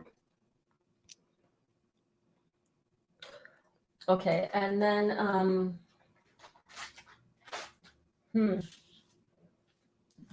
I think I should add in some buckwheat flakes because this is very creamy almost. So let's add in a half a cup of buckwheat flakes and a little bit more ginger. I'm going to go with the 1 teaspoon, another 1 teaspoon. So maybe that 2 teaspoons was the right amount. And then we're going to blend.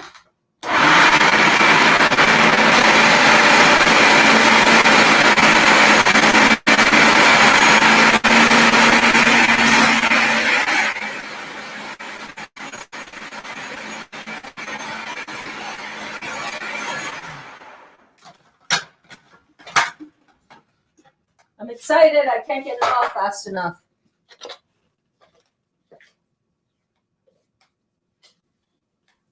Okay. That seems a bit thick still, but I think that should work.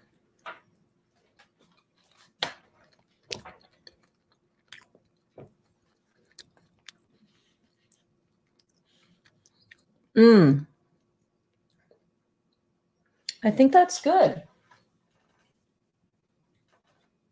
I think that's good. No, it's still too soft. Like I can tell. You know what? I think what I'm going to do is I'm going to put it in the fridge, get it to firm up a bit, and then roll them out into the balls. But it's got a nice little heat from that ginger.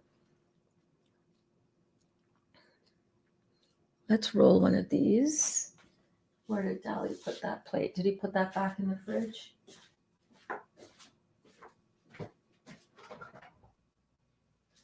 Yes, he did.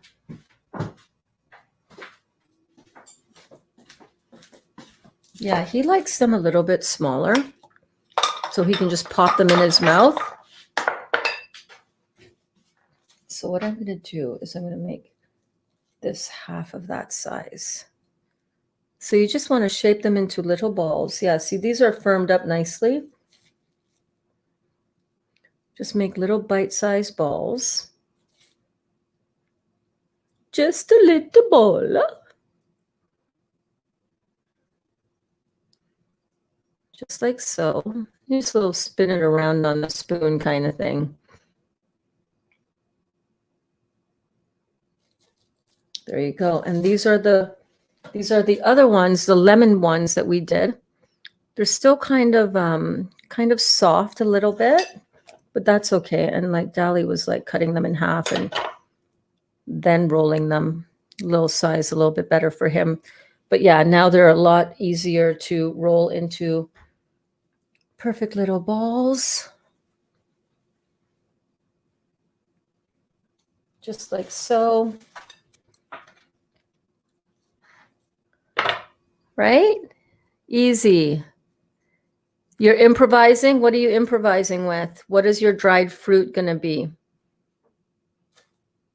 You can totally improvise as well. That's a great point, Alana. Totally improvisable. Basically, you want a binder. So something like some kind of flakes or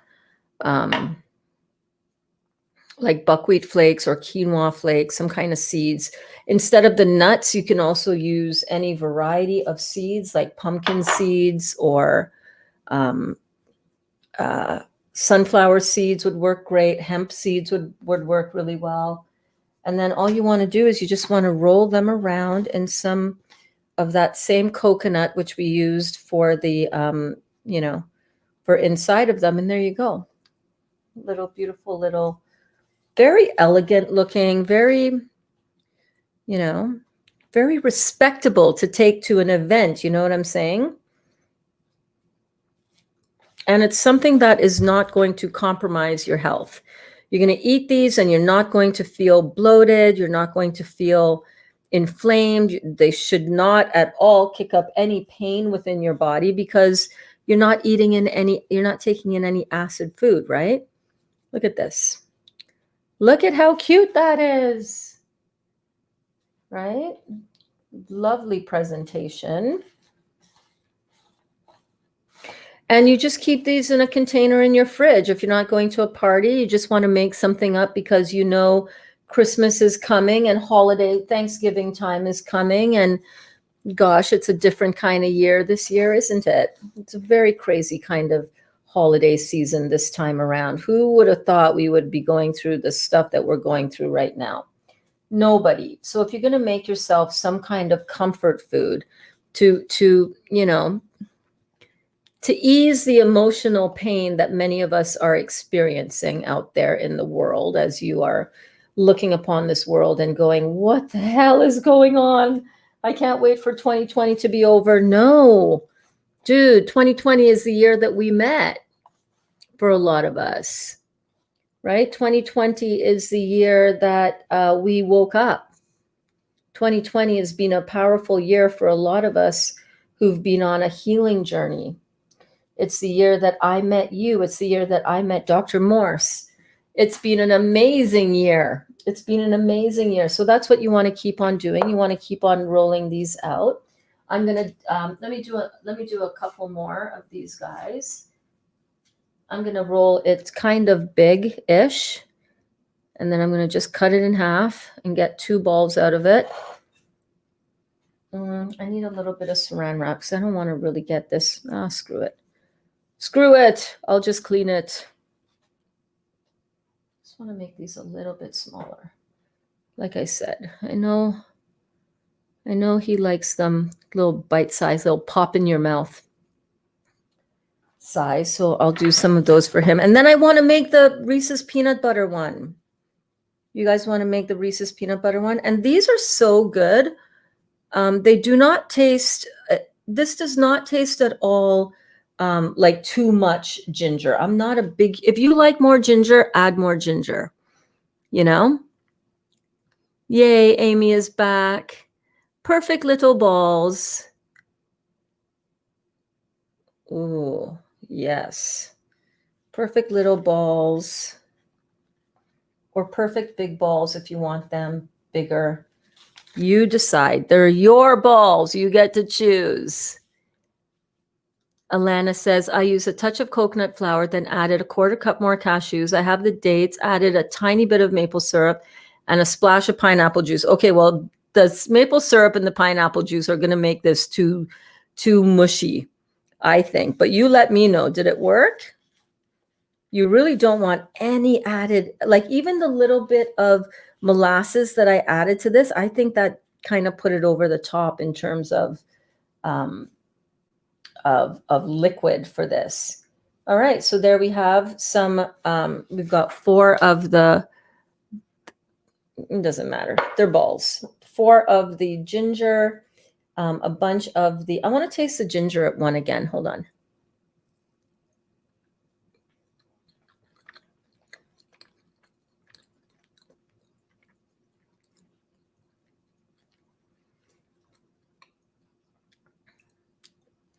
I think I could have increased the seasoning in this, to be honest with you. But I'll do that later.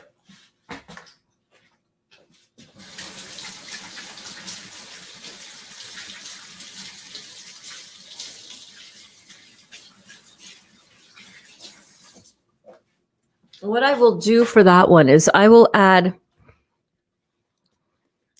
I almost want to add a little bit of fresh ginger, you know?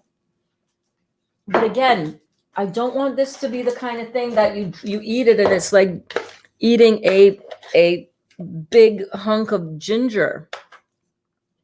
So what I'm going to do is I'm going to put this in another container. And then I'm going to make the chocolate one. Or maybe, you know what I think I might do? I might make the Reese's peanut butter balls tomorrow. Why don't we do that tomorrow? Sundays are usually our quiet class because people have lots of stuff that are going on with the family. And I'm thinking I would really love to do these balls again when more of the class are here to also experience it. You know what I'm saying? And we've been on for, oh my God, 3 hours, you guys. I hope you've enjoyed your afternoon with me. I know I have certainly enjoyed mine with you.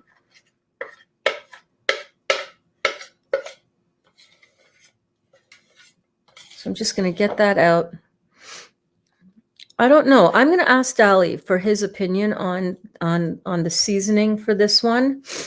But I think I'm going to just I'm just going to leave it like that for now because I think this is, I find it feels like the right amount. I find it feels like the kind of thing where you're like, ooh, is there a little bit of, what is that? Ooh, ginger? Ooh, yeah, that tastes good. As opposed to, whoa, this is a blow your hair back ginger experience. I don't like those kind of ginger experiences. I do not like ginger that much. So I don't want to blow anybody's brains out with the ginger. You know what I'm saying? And you can also add some nutmeg, some cinnamon to these cashew balls so that it really tastes like a gingerbread cookie. You know what I'm saying? add a little bit of black pepper to that. Ooh, yes. Yes. A little bit of black pepper. Oh, that bowl's just a tiny bit too big. Just a tiny bit of black pepper to this. Maybe a little bit of salt, some cinnamon. I don't know. What else is in a gingerbread cookie recipe? Just that kind of seasoning would be perfect for this. Which is what I was going with the molasses, but the molasses did give a little bit of extra moisture to it that maybe you don't necessarily want up in there, you know?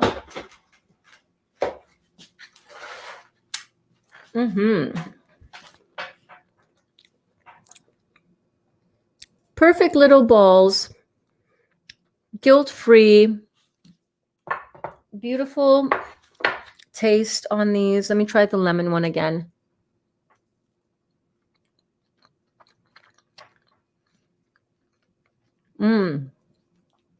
Nice. That's really, really good. Okay, so the recipe for the balls.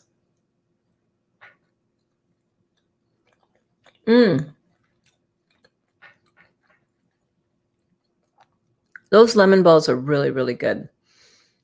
The cashew balls, I used, what did I use? I used 1 cup of cashews ground down, 1 cup of dates softened and soaked, chopped up. I used 1 cup of buckwheat flakes. I used 2 teaspoons of ginger, and I used 2 teaspoons of molasses. I blended that all around. I think that's everything that was in the cashew ginger. And then for the lemon currants, I used, what did I use?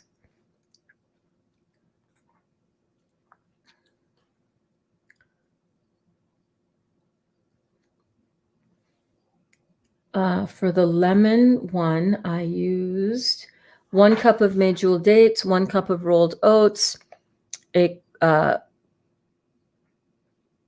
half or a quarter to a half a cup of shredded coconut.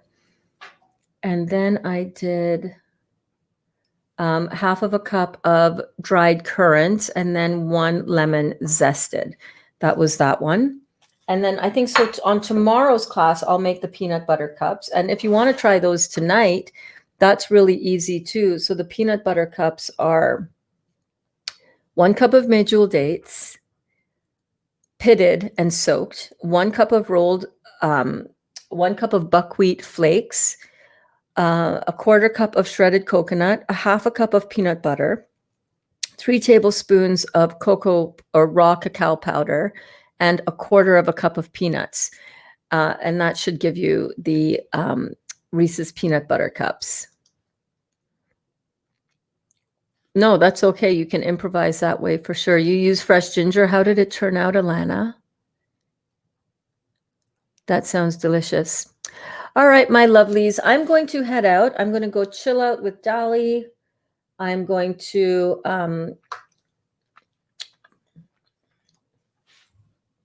enjoy this beautiful snowy day. I'm trying to find a way that I can walk you guys over there to the window, but I can't. Let me wash my hands. Hold on.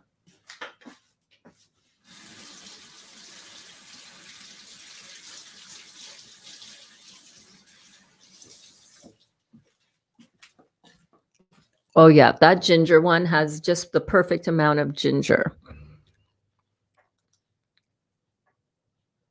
I will. I'll call you for sure. I'll call you like in 5 minutes. Let me go pee and find Dolly and spark it up.